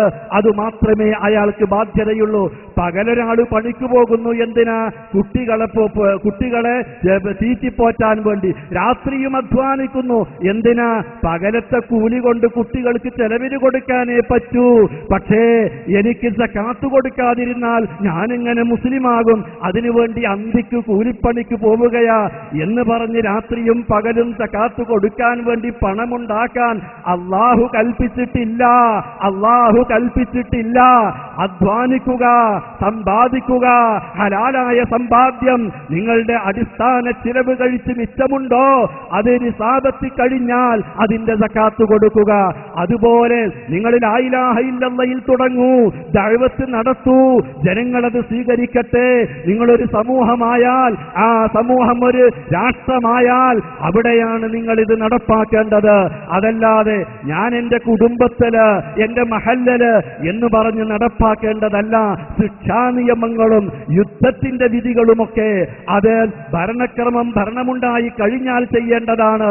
ഭരണമുണ്ടെങ്കിലും ഇല്ലെങ്കിലും ഇസ്ലാം സാർവകാലികമാണ്, ഇസ്ലാം സാർവജനീനമാണ്, ഇസ്ലാം സാർവസാമുദായികമാണ്, ഇസ്ലാം സാർവസാർവികമാണ് എന്നൊക്കെ പ്രസംഗിച്ച് നടക്കുന്ന ആളുകൾ ആശയം പറഞ്ഞെത്തുമ്പോ ഇസ്ലാം സങ്കുചിതമാണ് എന്നുള്ളിടത്തേക്കാണ് അവർ എത്തുന്നത്. എങ്ങനെയാണ് സാർവകാലികവും സാർവജനീനവും ഒക്കെ ആയിത്തീരുന്നത്? എക്കാലത്തും എല്ലാ സമൂഹങ്ങളിലും ഒരാൾക്ക് മുസ്ലിമായി ജീവിക്കാൻ സാധിക്കുമ്പോഴാണ് ഇസ്ലാമിന്റെ പ്രസക്തി വ്യക്തമാകുന്നത്. അതാണ് ഫറോവയുടെ ഭരണത്തിന് കീഴിൽ, ഫറോവയുടെ കൊട്ടാരത്തിൽ ഫറോവയുടെ ഭാര്യയായ ആ മഹദി വിശ്വാസികൾക്ക് മാതൃകയായി ഇസ്ലാം ഏത് സാഹചര്യത്തിലും പ്രസക്തമാണ്. ഒരാൾക്ക് അതിന്റെ ഐഡന്റിറ്റി കാത്തു സൂക്ഷിച്ചുകൊണ്ട് മുസ്ലിമായി ജീവിക്കാം എന്ന് തെളിയിച്ചു തന്നത് അമുസ്ലിം ഭരണകൂടത്തിന് കീഴിൽ ജീവിക്കാനല്ല, ഭരണ പങ്കാളിത്തം, അള്ളാഹുവിന്റെ നിയമങ്ങൾ മനസ്സിലാക്കി അതിന്റെ ഉള്ളിൽ നിന്നുകൊണ്ട് ഇസ്ലാമിക വൃത്തത്തിൽ നിന്നുകൊണ്ട് ഭരണവും കൈയാളാം. അതുകൊണ്ട് തന്റെ ഇസ്ലാം അപൂർണമാവില്ല. ആ ദാറുൽ കുഫ്റാണ്, അവിടെ നിന്ന് നാടുവിട്ടു പോവണം. ഇങ്ങനെ നാടുവിട്ടു പോയാൽ ആരാണ് നിങ്ങളെയൊക്കെ സ്വീകരിക്കാനിരിക്കുന്നത്? എവിടേക്കാണ് പോകുന്നത്?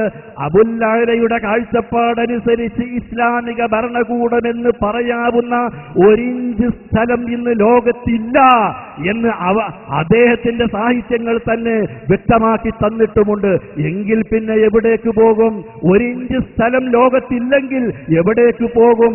മാത്രവുമല്ല, ഇത് ഇസ്ലാമിന്റെ പ്രസക്തിയെ ചോദ്യം ചെയ്യലാണ് എന്ന് പറഞ്ഞുകൊണ്ട് ഈ കാര്യത്തിൽ ഇനി ഒരു അവ്യക്തത അവശേഷിക്കാത്ത വിധം ഈ കാര്യം ഞാൻ ഉദാഹരണ സഹിതം സൂചിപ്പിച്ചുവെന്നേയുള്ളൂ. പ്രവാചകൻ മക്കായിൽ നിന്ന് മദീനായിൽ വന്നപ്പോൾ അവിടുത്തെ ബഹുമത സമൂഹത്തിൽ ഒരു എഗ്രിമെന്റിന്റെ വ്യവസ്ഥയുടെ സന്ധിയുടെ കരാറിന്റെ അടിസ്ഥാനത്തിൽ ആ രാജ്യത്ത് എല്ലാവരും ഒറ്റക്കെട്ടായി ജീവിക്കുകയും അതേപോലെ തന്നെ അവനവന്റെ ആദർശം വെച്ച് പുലർത്താമെന്നും പുറത്തുനിന്ന് വരുന്ന ശത്രുവിനെ ഒന്നിച്ച് നേരിടണമെന്നും ഇത്തരത്തിലുള്ള അവിടുത്തെ മദീന ജീവിതത്തിന്റെ സുരക്ഷിതത്വത്തിന് ഭീഷണി നേരിടുന്ന തരത്തിൽ ഒന്നിച്ച് വ്യത്യസ്തമായ ആശയങ്ങളും മതങ്ങൾ വെച്ച് പുലർത്തുന്നവർ നബിയുടെ നേതൃത്വത്തിൽ ഒരു സന്ധിയുണ്ടാക്കി ഒരുമിച്ച് ജീവിച്ചതാണ് നമുക്ക് കാണാൻ കഴിയുന്നത്.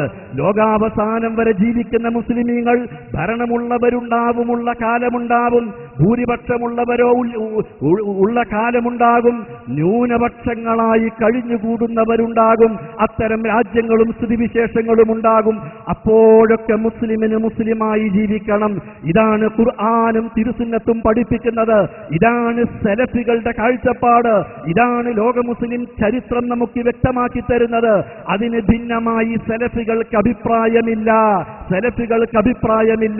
സുഹൃത്ത് വായിച്ച ഫത്വ, അതിന്റെ ഒറിജിനൽ, ആ ഫത്വയുടെ അറബി മൂലം എന്റെ കയ്യിലുണ്ട്. ഈ പറഞ്ഞ വിശദീകരണം മതിയാവും എന്നുള്ള നിലക്ക് ഞാൻ അവസാനിപ്പിക്കുന്നു. അള്ളാഹു അനുഗ്രഹിക്കട്ടെ.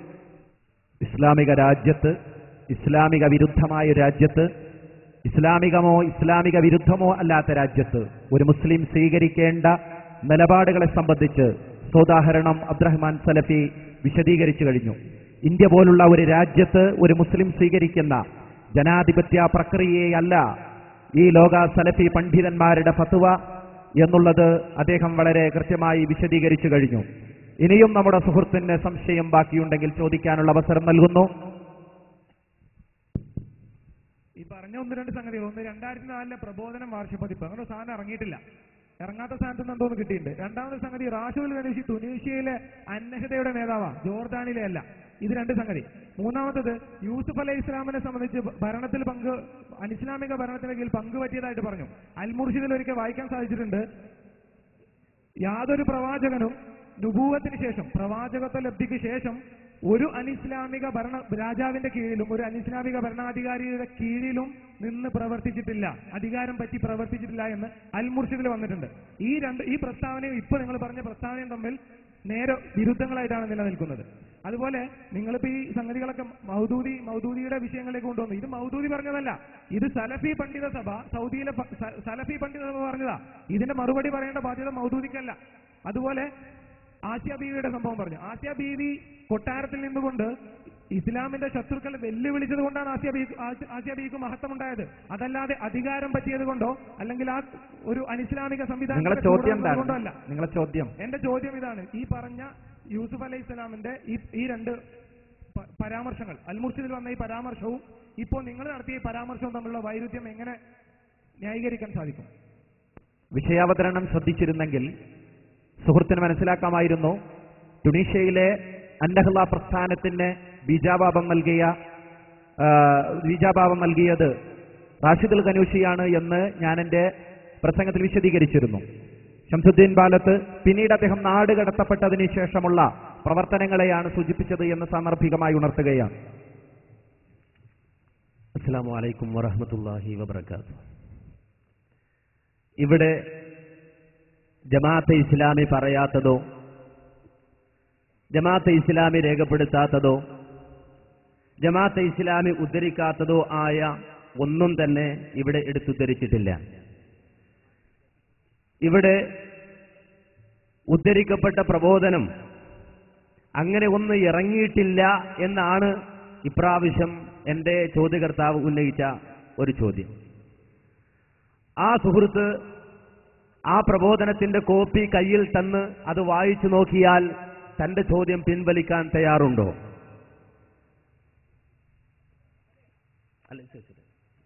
മൈക്കിലൂടെ പറഞ്ഞു പ്രശ്നമൊന്നുമില്ല.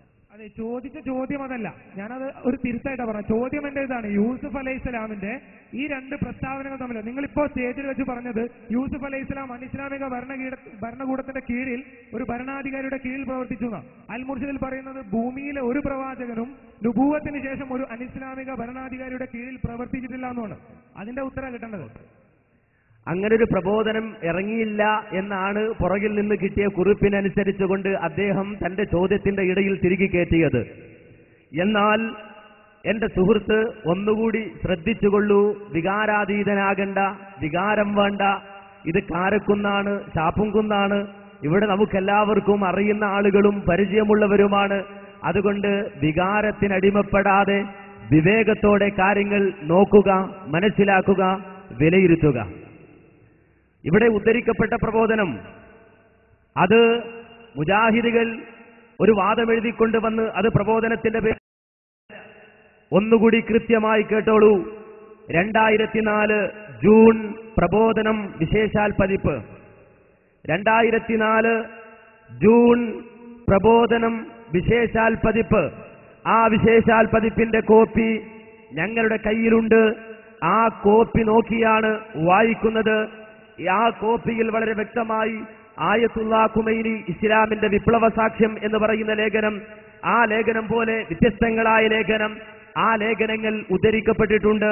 2004 ജൂൺ വിശേഷാൽ പതിപ്പ്.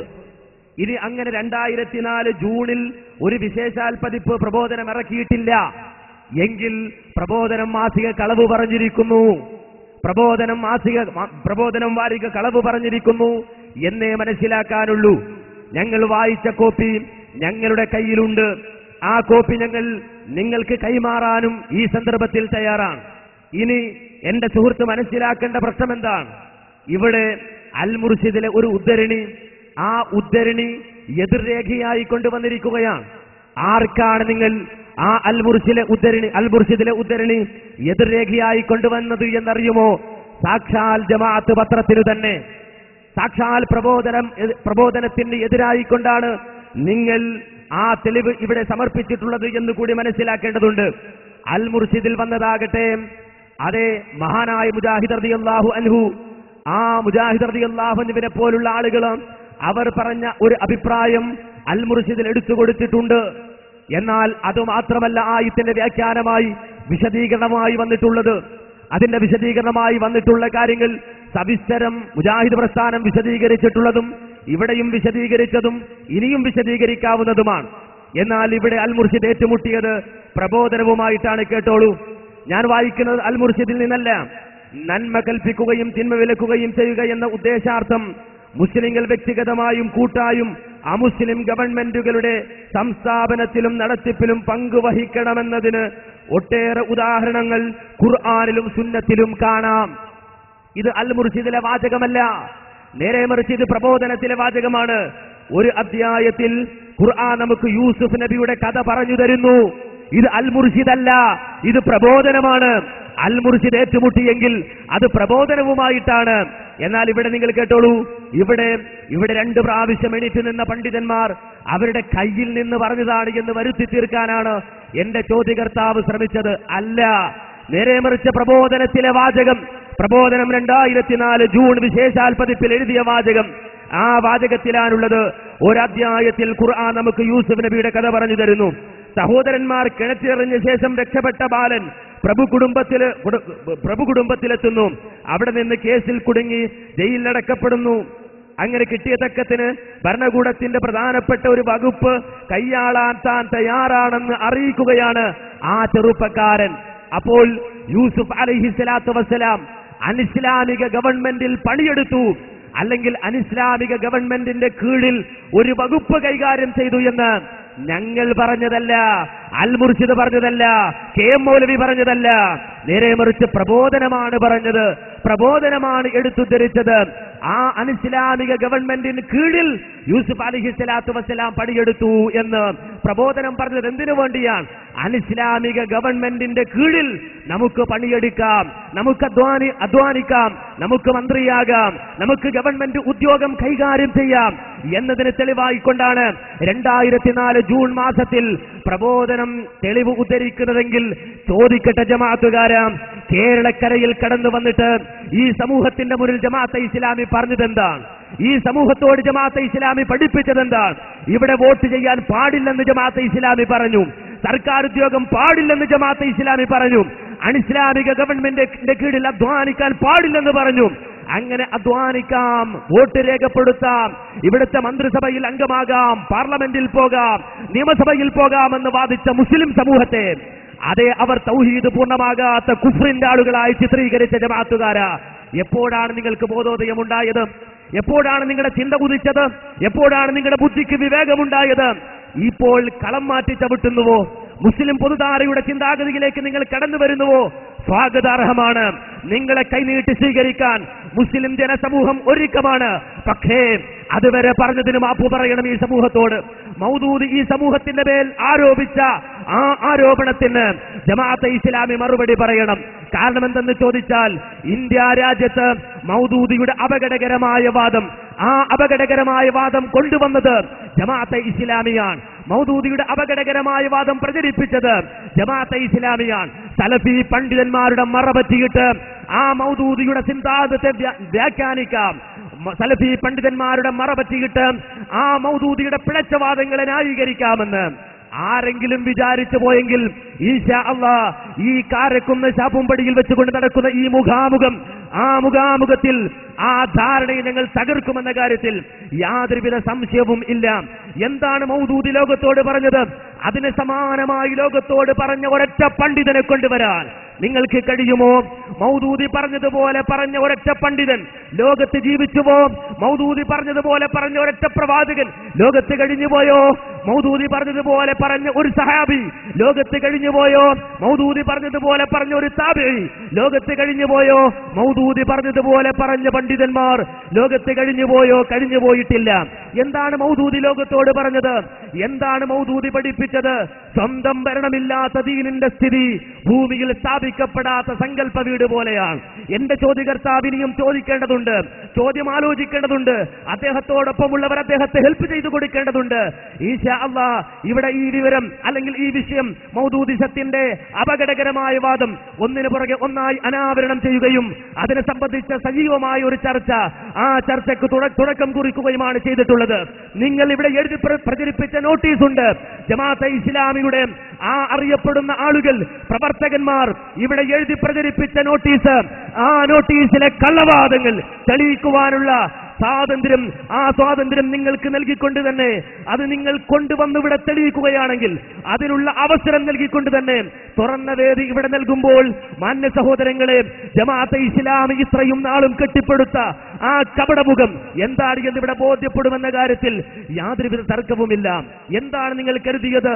എന്താണ് നിങ്ങൾ വിചാരിച്ചത്? ഒരു നോട്ടീസ് ഇറക്കി അതിൽ കുറച്ച് ചോദ്യങ്ങൾ എണ്ണിപ്പറഞ്ഞ് അതുവഴി ഈ ഇവിടെ കൂടിയ ഈ ജനസഞ്ചയത്തെ വഞ്ചിക്കാമെന്ന് ജമാഅത്തെ ഇസ്ലാമിയുടെ ഏതെങ്കിലും ഒരു നേതാവ്, ഏതെങ്കിലും ഒരു പ്രവർത്തകൻ തെറ്റിദ്ധരിച്ചിട്ടുണ്ടെങ്കിൽ അതൊരിക്കലും വേണ്ടതില്ല. അങ്ങനെ നിങ്ങൾ ധരിക്കേണ്ടതില്ല. ചോദിക്കാൻ ഇവിടെ അവസരമുണ്ട്.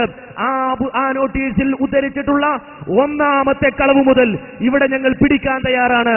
ഇവിടെ തെളിവുദ്ധരിച്ചുകൊണ്ട് സമർത്ഥിക്കാൻ ഞങ്ങൾ തയ്യാറാണെന്ന വിവരം അറിയിക്കുകയാണ്. കൂട്ടത്തിൽ ഓർമ്മിപ്പിച്ചു എന്ന് ഒന്ന് മാത്രം. എന്താ മൗദൂദി പറഞ്ഞത്? സ്വന്തം ഭരണമില്ലാത്ത ദീനിന്റെ സ്ഥിതി ഭൂമിയിൽ സ്ഥാപിക്കപ്പെടാത്തൊരു സങ്കല്പ വീട് പോലെയാണ്. ഭൂമിയിൽ സ്ഥാപിതമായൊരു വീട്ടിൽ മാത്രമേ നിങ്ങൾക്ക് താമസിക്കാൻ സാധിക്കുകയുള്ളൂവെങ്കിൽ പിന്നെ തലച്ചോറിൽ മറ്റൊരു വീടിന്റെ പ്ലാൻ ഉണ്ടായിരിക്കുന്നത് കൊണ്ട് എന്ത് പ്രയോജനമാണുള്ളത്? അപ്പോൾ ഭരണമില്ലാത്തിടത്ത് ദീനില്ല എന്നാണ്. ഇസ്ലാമിക ഭരണമില്ലാത്തിടത്ത് ദീനില്ല എന്നാണ് ആര് പറയുന്നത്? മൗദൂദി സാഹിബ് പറയുന്നത്. ഈ വാദം ലോകത്ത് ഏത് സലഫി പണ്ഡിതനാ പറഞ്ഞത്? ഏത് സലഫി പണ്ഡിതനാ പറഞ്ഞത്? ഭരണമില്ലാത്തിടത്ത് ദീനില്ല എന്ന്. എന്തപകടമാണ് മൗദൂദി സാഹിബ് എഴുതി വെച്ചത്? ഭരണമില്ലെങ്കിൽ ദീനില്ലേ? ഇന്ത്യ രാജ്യത്ത് ഇസ്ലാമിക ഭരണമുണ്ടോ? ഇവിടെ എന്താ ദീനില്ലേ? ഇസ്ലാം മതമില്ലേ? പിന്നെ ഏത് മതമാണ് ഇവിടെയുള്ളത്? ഏത് മതമാണ് ഇവിടെയുള്ളത്? അപ്പോൾ സ്വന്തം ഭരണമില്ലാത്ത ദീൻ, നിലവിൽ സ്ഥാപിക്കപ്പെടാത്ത സങ്കല്പ വീടാണ് എന്ന മൗദൂദിയുടെ വാദം, ആ വാദത്തെ ലോകത്താരാ ന്യായീകരിച്ചത്? ആരാണ് പറഞ്ഞത്? ആരാണ് പഠിപ്പിച്ചത്?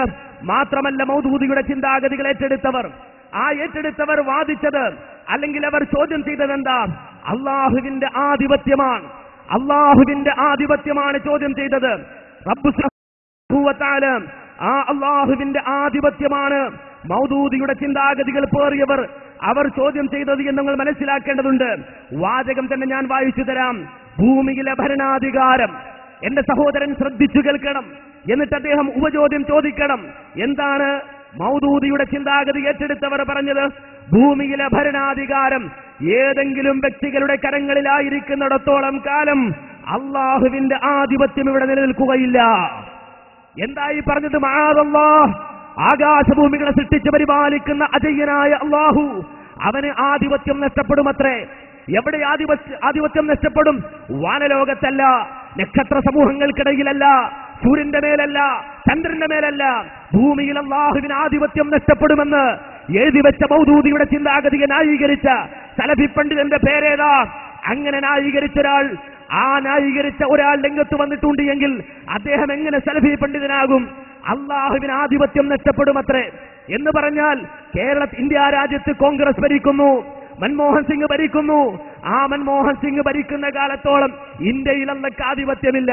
കേരളം എന്ന് പറയുന്ന സംസ്ഥാനം അച്യുതാനന്ദൻ ഭരിക്കുന്നു.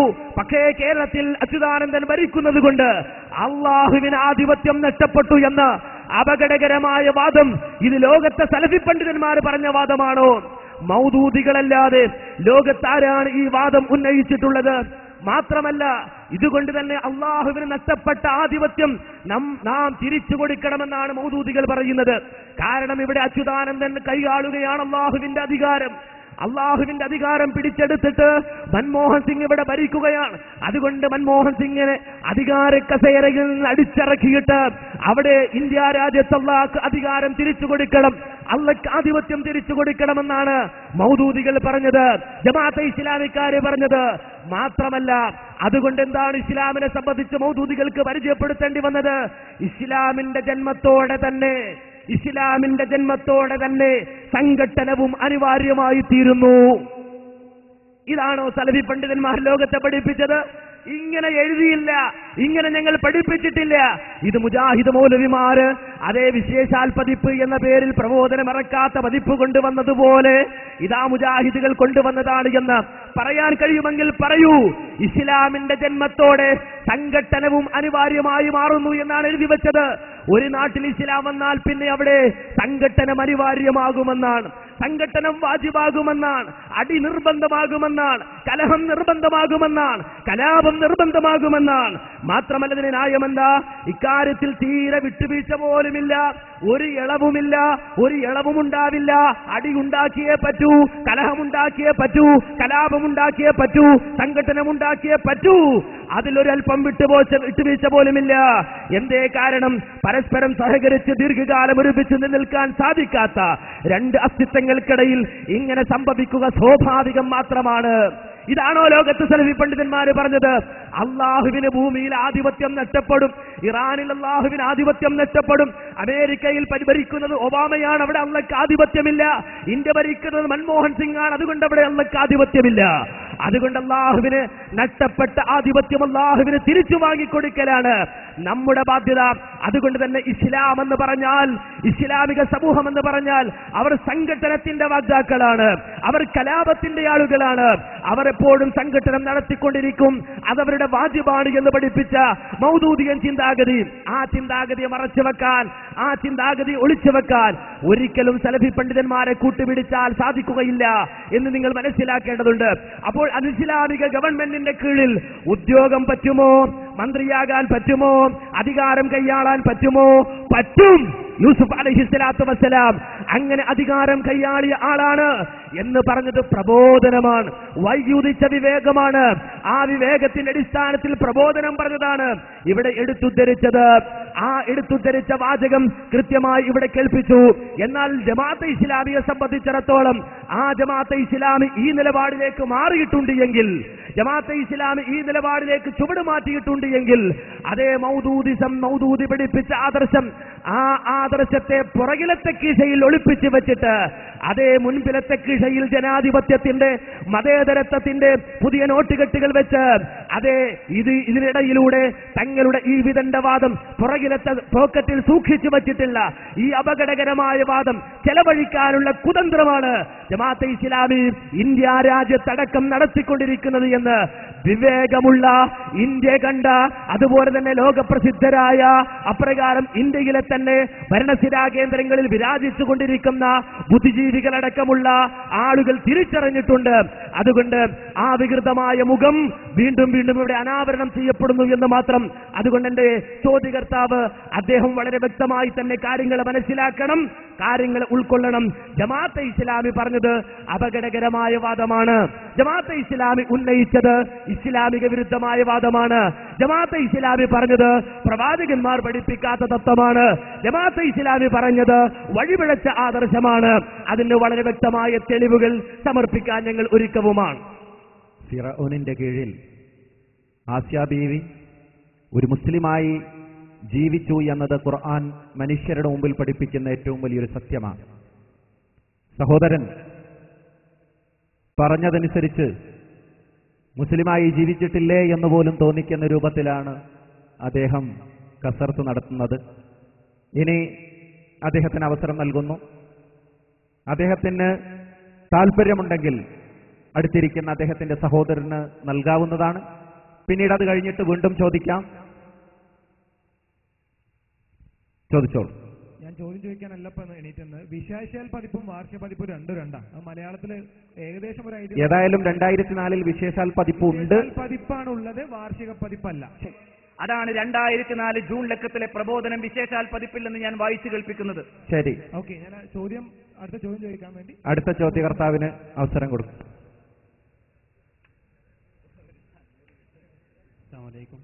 പേര് പറയും. എൻ്റെ പേര് അബ്ദുറഹ്മാൻ. ഞാൻ കരുവാരുകൊണ്ടെന്നാണ് വരുന്നത്. ഇവിടെ നേരത്തെ അബ്ദുറഹ്മാൻ സലഫി സാഹിബ് പറഞ്ഞതിൽ അദ്ദേഹം ചോദ്യം അതല്ല, എൻ്റെ ഒരു ഇത് പറയാണ്. ചോദ്യം ചോദിച്ചോളൂ വേഗം. ചോദ്യത്തിന്റെ ഇതിപ്പോ 1 മണിക്കൂർ ഇങ്ങനെ സംസാരിക്കാൻ നേരത്തെ തന്നെ സൂചിപ്പിച്ചിട്ടുണ്ട്, കിസ് പ്രോഗ്രാം അല്ല, വിശദീകരിക്കേണ്ടി വരും. പിന്നെ സക്കാത്തിന് വേണ്ടിയിട്ടല്ലോ. അതിന് അൽ മുർഷിദിൽ പറയുന്ന ഒരു കാര്യം, ഇസ്ലാം ഏത് ദിവസം തന്നെ ദീനായോ അന്ന് തന്നെ അത് രാഷ്ട്രമായി, അതായത് സിയാസത്തായി. അതിന്റെ മിമ്പർ, അതിന്റെ സിംഹാസനവും, അതിന്റെ പള്ളി, അതിന്റെ കോടതിയും, അതിന്റെ തൗഹീദ്, നമ്രൂദ്, ഫിറഔൻ, കൈസർ, കിസ്ര തുടങ്ങിയവരുടെ സാമ്രാജ്യം നശിപ്പിക്കുന്ന സന്ദേശമായിരുന്നു. അതായത് ഇസ്ലാം എന്നാണോ ദീനായത് അന്ന് തന്നെ രാഷ്ട്രമായെന്ന് പറഞ്ഞപ്പോൾ രാഷ്ട്രത്തിന്റെ നിയമങ്ങൾ അപ്പോഴും ബാധകമാണ് എന്ന് അതിന് പറയണം. അതിന്റെ ചോദ്യം ഇല്ല, വേണമെങ്കിൽ പറയാം. എന്റെ ചോദ്യം അതല്ല. ചോദ്യം പിന്നെ അബുൽ അലാ മൗദൂദിയാണ് സകല തീവ്രവാദത്തിന്റെയും ഉത്തരവാദിത്വം. അദ്ദേഹം ജൂത ഏജന്റാണ് എന്തൊക്കെയാണ് ചില പ്രാസംഗികന്മാരുടെ പ്രസംഗത്തിൽ കേട്ടിട്ടുണ്ട്. ഞാൻ ചോദിക്കുന്നത്, അദ്ദേഹം തീവ്രവാദിയാണെങ്കിൽ ലോകത്ത് സൗദി ഗവൺമെന്റ് ഏർപ്പെടുത്തിയ ആദ്യത്തെ ഫൈസൽ അവാർഡ് അദ്ദേഹത്തിന് എങ്ങനെ ലഭിച്ചു? അതുപോലെ തന്നെ അദ്ദേഹത്തിന്റെ ഗ്രന്ഥങ്ങൾ അറബി നാടുകളിൽ എങ്ങനെ പാഠപുസ്തകമായി? 1961 മദീന യൂണിവേഴ്സിറ്റിയുടെ സിലബസ് തയ്യാറാക്കാൻ അദ്ദേഹത്തെ എന്തുകൊണ്ട് ക്ഷണിച്ചു? അദ്ദേഹം റാബിത്തത്തുൽ ഇസ്ലാമിയുടെ സ്ഥാപകാംഗമാകാൻ വേണ്ടി അദ്ദേഹത്തെ ക്ഷണിച്ചത് എന്തുകൊണ്ട്? മക്കയിലെ മസ്ജിദുൽ ഹറമിൽ അദ്ദേഹത്തിന്റെ വായ്പായ മയ്യത്ത് നിസ്കരിച്ചത് എന്തുകൊണ്ട്? അതുപോലെ തന്നെ അദ്ദേഹം ജയിലിലായിരുന്നപ്പോൾ മുജാഹിദിന്റെ ജനറൽ സെക്രട്ടറി, ഇപ്പോഴത്തെ ജനറൽ സെക്രട്ടറി, അദ്ദേഹത്തിന് ജയിൽ മോചനത്തിന് വേണ്ടി നാസിലത്തിന്റെ കുനൂത്ത് നടത്തിയതായിട്ട് ഒരു പുസ്തകം ഇതിൽ വായിക്കാൻ കഴിഞ്ഞത് ശരിയാണോ? ഇതിന്റെ മറുപടി പറഞ്ഞിട്ട്. ശരി. അപ്പോ ചുരുക്കി പറഞ്ഞാൽ ഇപ്പൊ മൗദൂദി വേണ്ടപ്പെട്ട ആളായി എന്നാണ് പറഞ്ഞതിന്റെ ചുരുക്കം, അതല്ലേ? കാരണം നമ്മളെ ഇന്ത്യ രാജ്യത്ത് ആ ലെവലിലല്ല മൗദൂദിയുടെ കളി. നേരെ മറിച്ച് സൗദി അറേബ്യ ആ നിലവാരത്തിലാണ് മൗദൂദിയുടെ കളി എന്നാണ് പറഞ്ഞു വന്നതിന്റെ ചുരുക്കം. അപ്പോ എന്റെ മാന്യ സുഹൃത്ത് മനസ്സിലാക്കേണ്ട ഒരു കാര്യമുണ്ട്. മൗദൂദി സാഹിബിന്റെ ചിന്താഗതി, ആ ചിന്താഗതി അംഗീകരിച്ചുകൊണ്ടാണ് ഫൈസൽ അവാർഡ് കൊടുത്തത്. ആദ്യത്തെ ഫൈസൽ അവാർഡ് മൗദൂദിക്ക് കൊടുത്തു എന്നാ. എന്നാൽ രണ്ടാമത്തെ ഫൈസൽ അവാർഡ് ആർക്കാ കിട്ടിയത്? കിട്ടിയത് അബുൽ ഹസൻ അലി നദ്വി സാഹിബിന്, എന്ന് പറഞ്ഞാൽ മൗദൂദിക്കെതിരെ ലേഖനം എഴുതിയ ആളിന്. മൗദൂദിയുടെ ചിന്താഗതി, ആ ചിന്താഗതി വലിച്ചെറിഞ്ഞുകൊണ്ട് ഈ മൗദൂദി പഠിപ്പിക്കുന്ന ആദർശം ഇസ്ലാമിക വിരുദ്ധമാണ് എന്ന് പ്രഖ്യാപിച്ചുകൊണ്ട് ഇറങ്ങി വന്ന അബുൽ ഹസൻ അലി നദ്വി സാഹിബിനാണ് രണ്ടാമത്തെ ഫൈസൽ അവാർഡ്. എന്ന് പറഞ്ഞാൽ ആദ്യം മൗദൂദിക്ക് കൊടുത്തു കുടുങ്ങി. അപ്പൊ ഇനി അടുത്ത ആർക്കെങ്കിലും കൊടുക്കണമെങ്കിൽ അത് ആർക്കായിരിക്കണം? മൗദൂദിസത്തെ വലിച്ചെറിഞ്ഞ, പുറങ്കാലുകൊണ്ട് ചവിട്ടിയെറിഞ്ഞ, മൗദൂദിസത്തിനെതിരെ ലേഖനമെഴുതിയ, പുസ്തകമെഴുതിയ അലീമിയാൻ അബുൽ ഹസൻ അലി നദ്വി സാഹിബ്. അബുൽ ഹസൻ അലി നദ്വി സാഹിബിനാണ് രണ്ടാമത്തെ ഫൈസൽ അവാർഡ്. അതുകൂടി എന്റെ സഹോദരൻ മനസ്സിലാക്കണം. ഇനി എന്റെ സുഹൃത്തിനോട് ഒന്നുകൂടി പറയാനത്, ഈ ഫൈസൽ അവാർഡ് എന്നൊക്കെ പറയുമ്പോൾ ആളുകൾ തെറ്റിദ്ധരിക്കും. അതുകൊണ്ട് തന്നെ ഇവിടെ യൂട്യൂബ് സെർച്ചിങ്, ഭയങ്കര സെർച്ചിങ്, ഇവിടെ ചോദ്യത്തിൽ വരെയുണ്ട് യൂട്യൂബ് സെർച്ചിങ്. ആയിക്കോട്ടെ, ഇതൊക്കെ വലിയ കാര്യമാണെന്നാണ് ചില ആളുകളുടെ വിചാരം. ആയിക്കോട്ടെ, അങ്ങനെ യൂട്യൂബ് സെർച്ചിങ് നടത്തുന്നതിനിടയിൽ ഫൈസൽ അവാർഡ്, ആ ഫൈസൽ അവാർഡിനെ കുറിച്ചുള്ള സൈറ്റ് സൗദി തന്നെ പുറത്തിറക്കിയിട്ടുണ്ട്. സൗദിയുടെ നിയന്ത്രണത്തിൽ തന്നെയുള്ള ഫൈസൽ അവാർഡിനെ കുറിച്ചുള്ള സൈറ്റ് ഉണ്ട്. ഒന്ന് പരിശോധിച്ചു നോക്കണം അതിൽ ആർക്കൊക്കെയാണ് അവാർഡ് കിട്ടിയിട്ടുള്ളത്, ഫൈസൽ അവാർഡ് കിട്ടിയിട്ടുള്ളത് എന്ന്. അതിനെ കുറിച്ച് മൊത്തത്തിലൊരു ധാരണയുണ്ടാകും. ഇനി ഒരു കാര്യം ഞാൻ പറയട്ടെ, ജമാഅത്തെ ഇസ്ലാമിയെ സംബന്ധിച്ചിടത്തോളം ഒരിക്കലും അതിന് വ്യക്തമായ ഒരു നിലപാട് അതിന്റെ തുടക്കം മുതൽ സ്വീകരിക്കാൻ കഴിഞ്ഞിട്ടില്ല എന്നത് ഒരു യാഥാർത്ഥ്യമാണ്. അതുകൊണ്ട് തന്നെ പലരെയും തെറ്റിദ്ധരിപ്പിക്കാൻ ജമാഅത്ത് നേതാക്കൾക്ക് സാധിച്ചിട്ടുണ്ട്. അബുൽ അഅ്ല മൗദൂദിക്ക് തന്നെയും അത് സാധിച്ചിട്ടുണ്ട് എന്നത് ഒരു യാഥാർത്ഥ്യമാണ്.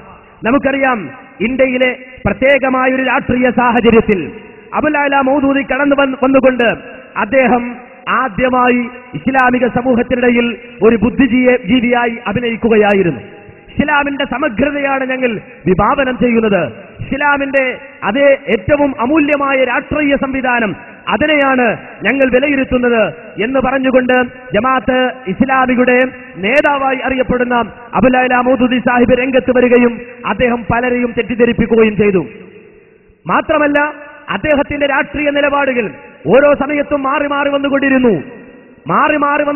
എന്ന് മാത്രമല്ല, നമുക്കറിയാം, ഈ വിഭജനാനന്തരം, ഈ സ്വതന്ത്രാനന്തര ഭാരതം, ആ ഭാരതം അല്ലെങ്കിൽ അവിഭക്ത ഇന്ത്യ രണ്ടായി വിഭജിക്കപ്പെട്ടതിന് ശേഷം പാകിസ്ഥാനിലേക്ക് കുടിയേറിയ മൗദൂദി സാഹിബ് അവിടുത്തെ അധികാര കസേരയ്ക്ക് ചുറ്റും വട്ടമിട്ട് നടന്നതിനെ സംബന്ധിച്ചുമൊക്കെ ആ കാലഘട്ടത്തിൽ തന്നെയുള്ള രാഷ്ട്രീയ നേതാക്കന്മാരുടെ വിലയിരുത്തലുകൾ വ്യക്തമായി നമുക്കിവിടെ സമർപ്പിക്കാൻ കഴിയും.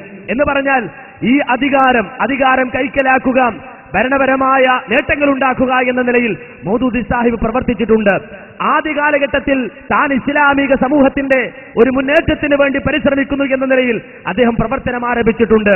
ആ കാലഘട്ടത്തിൽ ജീവിച്ച പല ആളുകളെയും തെറ്റിദ്ധരിപ്പിക്കുവാൻ മൗദൂദി സാഹിബിന് സാധിച്ചിട്ടുമുണ്ട്. മൻസൂർ നുഅ്മാനിയെ പോലെ, അബുൽ ഹസൻ അലി നദ്വിയെ പോലെ, സയ്യിദ് മുഹമ്മദ് ജഅഫർ നദ്വിയെ പോലെ, ഖമറുദ്ദീൻ ഖാനെ പോലെ, അതുപോലെ തന്നെ അബ്ദുൽ ജബ്ബാർ സാഹിബിനെ പോലെ, ഹക്കീം അബ്ദുൾ റഹീം അഷ്റഫിനെ പോലെ, അബ്ദുൽ ഗഫാർ ഹസൻ സാഹിബിനെ പോലെ, ഡോക്ടർ അസ്റാർ അഹമ്മദ് സാഹിബിനെ പോലെ, മൗലാന അമീൻ അഹ്സൻ ഇസ്ലാഹിയെ പോലെ, വഹീദുദ്ദീൻ ഖാനെ പോലെ ആ കാലഘട്ടത്തിൽ ജീവിച്ചിരുന്ന പല ബുദ്ധിജീവികളെയും കുപ്പിയിലാക്കിക്കൊണ്ട് ഇവരെല്ലാവരെയും തന്റെ പിൻഗാമികളാക്കി മാറ്റുവാൻ, തന്റെ പ്രചാരകരാക്കി മാറ്റുവാൻ മൗദൂദി സാഹിബ് പരിശ്രമിച്ചിട്ടുണ്ട്, പണിയെടുത്തിട്ടുണ്ട്. ആ കാലയളവിൽ തന്നെ അതേ സൗദിയിലെ ഗവൺമെന്റിനെ സ്വാധീനിക്കുവാനും മൗദൂദി പരിശ്രമിച്ചിട്ടുണ്ട് എന്ന് വളരെ വ്യക്തമായി നമുക്ക് മനസ്സിലാക്കാൻ കഴിയും. ആ മൗദൂദിക്ക് ശേഷം ഇഖ്വാനുൽ മുസ്ലിമൂന്റെ ആളുകൾ ആ സൗദി അറേബ്യയിൽ കടന്നു കയറുകയും അവിടുത്തെ യൂണിവേഴ്സിറ്റികളിൽ അധ്യാപകന്മാരായി തന്നെയും കടന്നു വരികയും ചെയ്തിട്ടുണ്ട്. ടൊറന്റോയിലുള്ള ഇബ്രാഹിം സാഹിബ് അദ്ദേഹം നടത്തിയ അതേ ഷെയ്ഖ് ഇബ്നു ബാസിനെ പറ്റി നടത്തിയ ഒരു അവലോകനമുണ്ട്. ഷെയ്ഖ് ഇബ്നു ബാസിനെ പറ്റി നടത്തിയ ഒരു അവലോകനം, ആ അവലോകനത്തിൽ വളരെ വ്യക്തമായി ഇബ്രാഹിം സാഹിബ് ടൊറന്റോ എന്ന പേരിൽ അറിയപ്പെടുന്നയാള് ലേഖനം എഴുതി പറയുന്നത് എന്താണെന്നറിയുമോ? ഷെയ്ഖ് ഇബ്നു ബാസുമായി ബന്ധപ്പെട്ട തന്റെ അനുഭവം വിശദീകരിച്ചുകൊണ്ട് പറയുന്നത് എന്താണെന്നറിയുമോ? ഞങ്ങൾ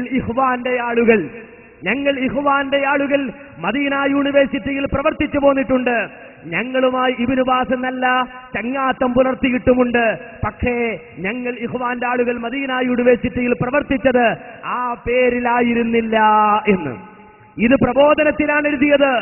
നിങ്ങൾ ഇഖ്വാന്റെ ആളുകൾ, ഇഖ്വാനുൽ മുസ്ലിമൂന്റെ ആളുകൾ, ജമാഅത്തെ ഇസ്ലാമിയുടെ ആളുകൾ മദീന യൂണിവേഴ്സിറ്റിയിൽ കടന്നു ചെല്ലുകയും അവിടെ പഠിക്കുകയും തങ്ങളുടേതായ വികലവാദങ്ങളെ അവിടെ പ്രചരിപ്പിക്കാൻ ശ്രമിക്കുകയും ചെയ്തു.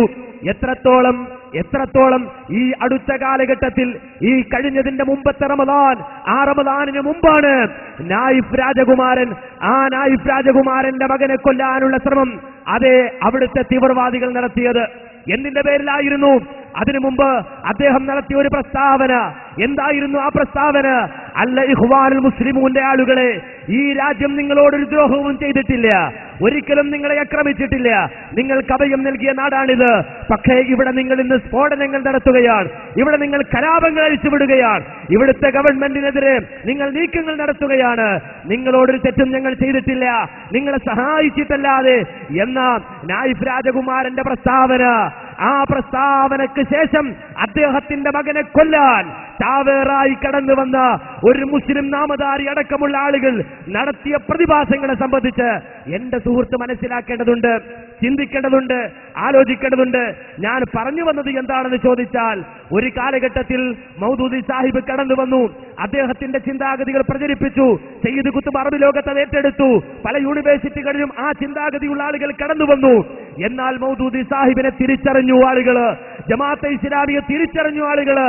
ഈ കേരളത്തിൽ പോലും ഉണ്ടായ അവസ്ഥ എന്തായിരുന്നു? ഹാജി സാഹിബിന് പട്ടാളപ്പള്ളിയിലെ മിമ്പർ സൗകര്യപ്പെടുത്തി കൊടുത്തത് കെ ഉമർ മൗലവിയായിരുന്നു എന്ന് പറഞ്ഞാൽ നിങ്ങൾക്കത് വിശ്വസിക്കാൻ കഴിയുന്നുണ്ടോ? അതെ, ഈ കേരളത്തിൽ ജമാഅത്തെ ഇസ്ലാമിയുടെ സ്ഥാപകനായി കടന്നു വന്ന ഹാജി സാഹിബ്, ആ ഹാജി സാഹിബ് മതഭക്തനായി അഭിനയിച്ചു, ഇസ്ലാമിന്റെ സമഗ്രത വാദിച്ചു, അങ്ങനെ ഇസ്ലാമിക സമൂഹത്തിന് വേണ്ടി പ്രവർത്തിക്കണമെന്ന് പറഞ്ഞു. ഉമർ മൗലവി ഈ സമൂഹത്തിന് വേണ്ടി ജീവിതം ഒഴിച്ചുവെച്ച ആ മഹാനായ മനുഷ്യൻ ഈ സമൂഹത്തെ ഉയർത്തിക്കൊണ്ടുവരുവാൻ, തൗഹീദീപരമായി ഈ സമൂഹത്തെ വളർത്തിക്കൊണ്ടുവരുവാൻ ഈ കേരളത്തിന്റെ തെക്കു മുതൽ വടക്കു വരെ നടന്നു നീങ്ങിയ മഹാനായ ഉമർ മൗലവി, ആ ഉമർ മൗലവി ജമാഅത്തെ ഇസ്ലാമിയുടെ ഖണ്ഡകോടാലിയാണ് എന്ന് എല്ലാവർക്കും അറിയാം. പക്ഷേ ആ ഉമർ മൗലവി ആദ്യം തെറ്റിദ്ധരിച്ചു ആരെ? ഹാജി സാഹിബിനെ. ഹാജി സാഹിബിനെ തെറ്റിദ്ധരിച്ചു. പഞ്ചാബിലെ പത്താംകോട്ടിൽ പോയി മൗദൂദിയുടെ ശിഷ്യനായി മടങ്ങി വന്ന ഹാജി സാഹിബിന് പട്ടാളപ്പള്ളിയിലെ മെമ്പർ ഒരുക്കി കൊടുത്തു. നിങ്ങൾക്ക് വേണമെങ്കിൽ ചോദിക്കാം, എന്തേ ഉമർ മൗലവിയല്ലേ ഹാജി സാഹിബിന് മെമ്പർ ഉണ്ടാക്കി കൊടുത്തത്, മെമ്പർ ഒരുക്കി കൊടുത്തത് എന്ന് ചോദിക്കാൻ ജമാഅത്തുകാർ അത് ചോദിക്കും. അങ്ങനെ ഒരു കാലം കഴിഞ്ഞു പോയിട്ടുണ്ട് എന്നത് സത്യമാണ്. അതെ, മുഖം മൂടിയിട്ടുകൊണ്ട് ഈ സമൂഹത്തിനിടയിലേക്ക് ജമാഅത്തെ ഇസ്ലാമി കടന്നു വന്നപ്പോൾ അങ്ങനെ ഒരു കാലം കഴിഞ്ഞുപോയി. എന്നാൽ മൗദൂദിസം മനസ്സിലാക്കി, അത് അവരെ തിരിച്ചറിഞ്ഞ് വ്യക്തമായി അവരെ സംബന്ധിച്ച് പഠിച്ചപ്പോഴോ അതെ, ലോക സലഫി പണ്ഡിതന്മാർ ജമാഅത്തെ ഇസ്ലാമിയെ തിരിച്ചറിയുകയും അവരെ മാറ്റി നിർത്തുകയും ചെയ്യണമെന്ന് ആവശ്യപ്പെട്ടു. ആ സമൂഹത്തെ മാറ്റി നിർത്തണം എന്ന് ആവശ്യപ്പെട്ടു എന്ന് ഞാൻ പറയുമ്പോൾ വെറുതെ പറയുകയല്ല. നേരത്തെ ഇവിടെ കേട്ടല്ലോ ഒരു ഫത്വ, നേരത്തെ ഇവിടെ വായിച്ചല്ലോ ഒരു ഫത്വ. മൗദൂദിയെ അല്ലെങ്കിൽ മൗദൂദിയുടെ ചിന്താഗതികളെ അനുകൂലിക്കുന്നവരാണ് സലഫി പണ്ഡിതന്മാർ എന്ന് തെളിയിക്കുവാനോ അല്ലെങ്കിൽ അങ്ങനെ സമർത്ഥിക്കുവാനോ ഉദ്ദേശിച്ചുകൊണ്ട് വായിക്കാൻ ശ്രമിച്ച ഫത്വ, ആ ഫത്വ വായനക്കാരൻ ഒന്നുകൂടി മനസ്സിലാക്കേണ്ടതുണ്ട്, ഒന്നുകൂടി ചിന്തിക്കേണ്ടതുണ്ട്. സാക്ഷാൽ അബുൽ അഅ്ല മൗദൂദി, ആ അബുൽ അഅ്ല മൗദൂദിക്ക് സാക്ഷാൽ അതേ സലഫി പണ്ഡിതനായ ശൈഖ് ഇബ്നു ബാസ്, ആ ഇബ്നു ബാസ് നൽകിയ ഒരു കത്ത്, ഒരു മറുപടി, ഇബ്നു ബാസ് അബുൽ അഅ്ല മൗദൂദിയുടെ ചിന്താഗതിയെ എതിർത്തുകൊണ്ട് എഴുതിയ, ആ ചിന്താഗതിയെ ചോദ്യം ചെയ്തുകൊണ്ട് എഴുതിയ ഫത്വ, അതെ, ആ റിസാല വളരെ വ്യക്തമായി ഇബ്നു ബാസിന്റെ ഫത്താവയിൽ നമുക്ക് കാണാൻ കഴിയും. 1526 നമ്പർ ഫത്വയായിക്കൊണ്ട് അതിന്റെ തുടക്കം തന്നെ ഇതാ അദ്ദേഹം പറയുന്നത് കാണാം. കാന അബുൽ അഅ്ല മൗദൂദി ഖദ് ബഅസ ഇലയ്യ ബിരിസാല. അബുൽ അഅ്ല മൗദൂദി ഒരു കത്തയച്ചു, അതിന് ഞാൻ മറുപടി അയച്ചു. ആ സമയത്ത് ഇബ്നു ബാസ് എവിടെയായിരുന്നു? എന്റെ മാന്യ സഹോദരൻ, അദ്ദേഹം ശ്രദ്ധിച്ച് പഠിച്ചുകൊള്ളണം, അദ്ദേഹം ശ്രദ്ധിച്ച് മനസ്സിലാക്കിക്കൊള്ളണം, അദ്ദേഹത്തിന്റെ ധാരണ തിരുത്തിക്കൊള്ളണം. അന്ന് ശൈഖ് ഇബ്നു ബാസ് കുന്തു റഈസൻ ലിജാമിഅത്തിൽ ഇസ്ലാമിയ്യ ബിമദീനത്തിൽ മുനവ്വറ, മദീന മുനവ്വറയിലെ ഇസ്ലാമിക് യൂണിവേഴ്സിറ്റികളെ റഈസായിരിക്കുന്ന ഘട്ടത്തിലാണ്, മദീന യൂണിവേഴ്സിറ്റികളെ റഈസായിരിക്കുന്ന ഘട്ടത്തിലാണ് അബുൽ അഅ്ല മൗദൂദിക്ക് ശൈഖ് ഇബ്നു ബാസ് മറുപടി എഴുതി കൊടുക്കുന്നത്. എന്താണെന്നറിയുമോ? قال لي بعض الإخوان المقيمين في البلاد من أهل مليبار من فضيلتكم إنكم ترون أن العبادة تفسر بالطاعة وأن كل من أطاع أحدا فقد عبده. മൗദൂദി സാഹിബിന്റെ വികലവാദങ്ങളെ ഗണ്ണിച്ചുകൊണ്ട് ശൈഖ് ഇബ്നു ബാസ് എഴുതുകയാണ്, നിങ്ങൾ അംഗീകരിച്ചെന്നോ? അബുൽ അഅ്ല മൗദൂദിയെ അറബ് ലോകം അംഗീകരിച്ചെന്നോ? അബുൽ അഅ്ല മൗദൂദിയെ സൗദി ഗവൺമെന്റ് അംഗീകരിച്ചെന്നോ? അബുൽ അഅ്ല മൗദൂദിയെ സൗദിയിലെ ഫത്വ ബോർഡ് അംഗീകരിച്ചെന്നോ? അബുൽ അഅ്ല മൗദൂദിയെ അതേ ഇസ്ലാമിക ലോകത്തെ അഗ്രേസരന്മാരായ സലഫി പണ്ഡിതന്മാർ അംഗീകരിച്ചെന്നോ? ആരാണ് നിങ്ങൾക്ക് ഈ വിഡ്ഢിത്തം പറഞ്ഞു പഠിപ്പിച്ചു തന്നത്? അതേ ശൈഖ് ഇബ്നു ബാസ് പറയുന്നു, ഖാല ലി ബഅദി ഇഖ്വാനിൽ മുഖീമീന ഫിൽ ബിലാദ് മിൻ അഹ്ലി മലൈബാൻ. അതേ മലബാരികളായ കേരളത്തിലുള്ള ചില ആളുകൾ, ചില സഹോദരങ്ങൾ അവരെന്നോട് പറഞ്ഞിട്ടുണ്ട്, എന്റെ ശ്രദ്ധയിൽപ്പെടുത്തിയിട്ടുണ്ട്. എന്ത്? ഇന്നക്കും തറൗന അന്നൽ ഇബാദത തുഫസ്സറു ബിത്താഅ. നിങ്ങൾ അഥവാ മൗദൂദി സാഹിബും മൗദൂദി സാഹിബിനെ പിൻപറ്റുന്ന ആളുകളും അവര് അതേ ഇബാദത്തിന് അനുസരണമെന്ന് അർത്ഥം പറയുന്നതായി, വ്യാഖ്യാനം നൽകുന്നതായി എന്നിട്ട് അദ്ദേഹം കുല്ലമൻ അതാ അഹദൻ ഫഖദ് അബദഹു, അതേ ഏതെങ്കിലും ഒരാള് മറ്റൊരുത്തനനുസരിച്ചാൽ അവനെ ആരാധിച്ചു എന്ന് പറയുന്നതായി അതേ മലബാരികളായ കേരളത്തിലുള്ള ചില ആളുകൾ എന്നെ അറിയിക്കുകയുണ്ടായി. ഏതുപോലെ അതേ അടിമവേല എന്ന് ഇബാദത്തിനർത്ഥം പറയുന്നത് പോലെ, അടിമവേല എന്ന് ഇബാദത്തിനർത്ഥം പറയുന്നത് പോലെ അനുസരണമെന്നും അതിനർത്ഥം പറയുന്നു നിങ്ങളെന്ന് അവര് പറയുകയുണ്ടായി. എന്ന് മാത്രമല്ല അദ്ദേഹം പറയുന്നു, വക്കതബ ഇലയ്യ അശ്ശൈഖ് ഉമർ ബിൻ അഹ്മദ് അൽ മലൈബാരി ഐ സാഹിബു മജല്ലത്തി സൽസബീൽ ഫി ഹാദൽ മൗദുഇ ജാസിമ. എന്ന് മാത്രമല്ല ഇതിനു പുറമേ സൽസബീലിന്റെ ആളായ ഉമർ അഹമ്മദ് മലൈബാരി അദ്ദേഹവും എനിക്കൊരു കത്തയച്ചിട്ടുണ്ടായിരുന്നു ആ വിഷയത്തിൽ, അതിന് ഞാൻ മറുപടി അയച്ചു കൊടുത്തു എന്ന് പറഞ്ഞിട്ട് ശൈഖ് ഇബ്നു ബാസ് പറയുന്നത് കാണാം. വഖദ് ഇസ്തഗ്ബർതു ഹാദൽ അംറ വഅസിംതു അലൽ കിതാബത്തി ഇലൈക്കും ഫീഹി മിൻ ഖബ്ലി മജീഇ കിതാബിക്കും അൽ മുജാബ് ലിഇസ്തിഫ്താരി മിൻകും അൻ സിഹത്തി മാ നുസിബ ഇലൈക്കും.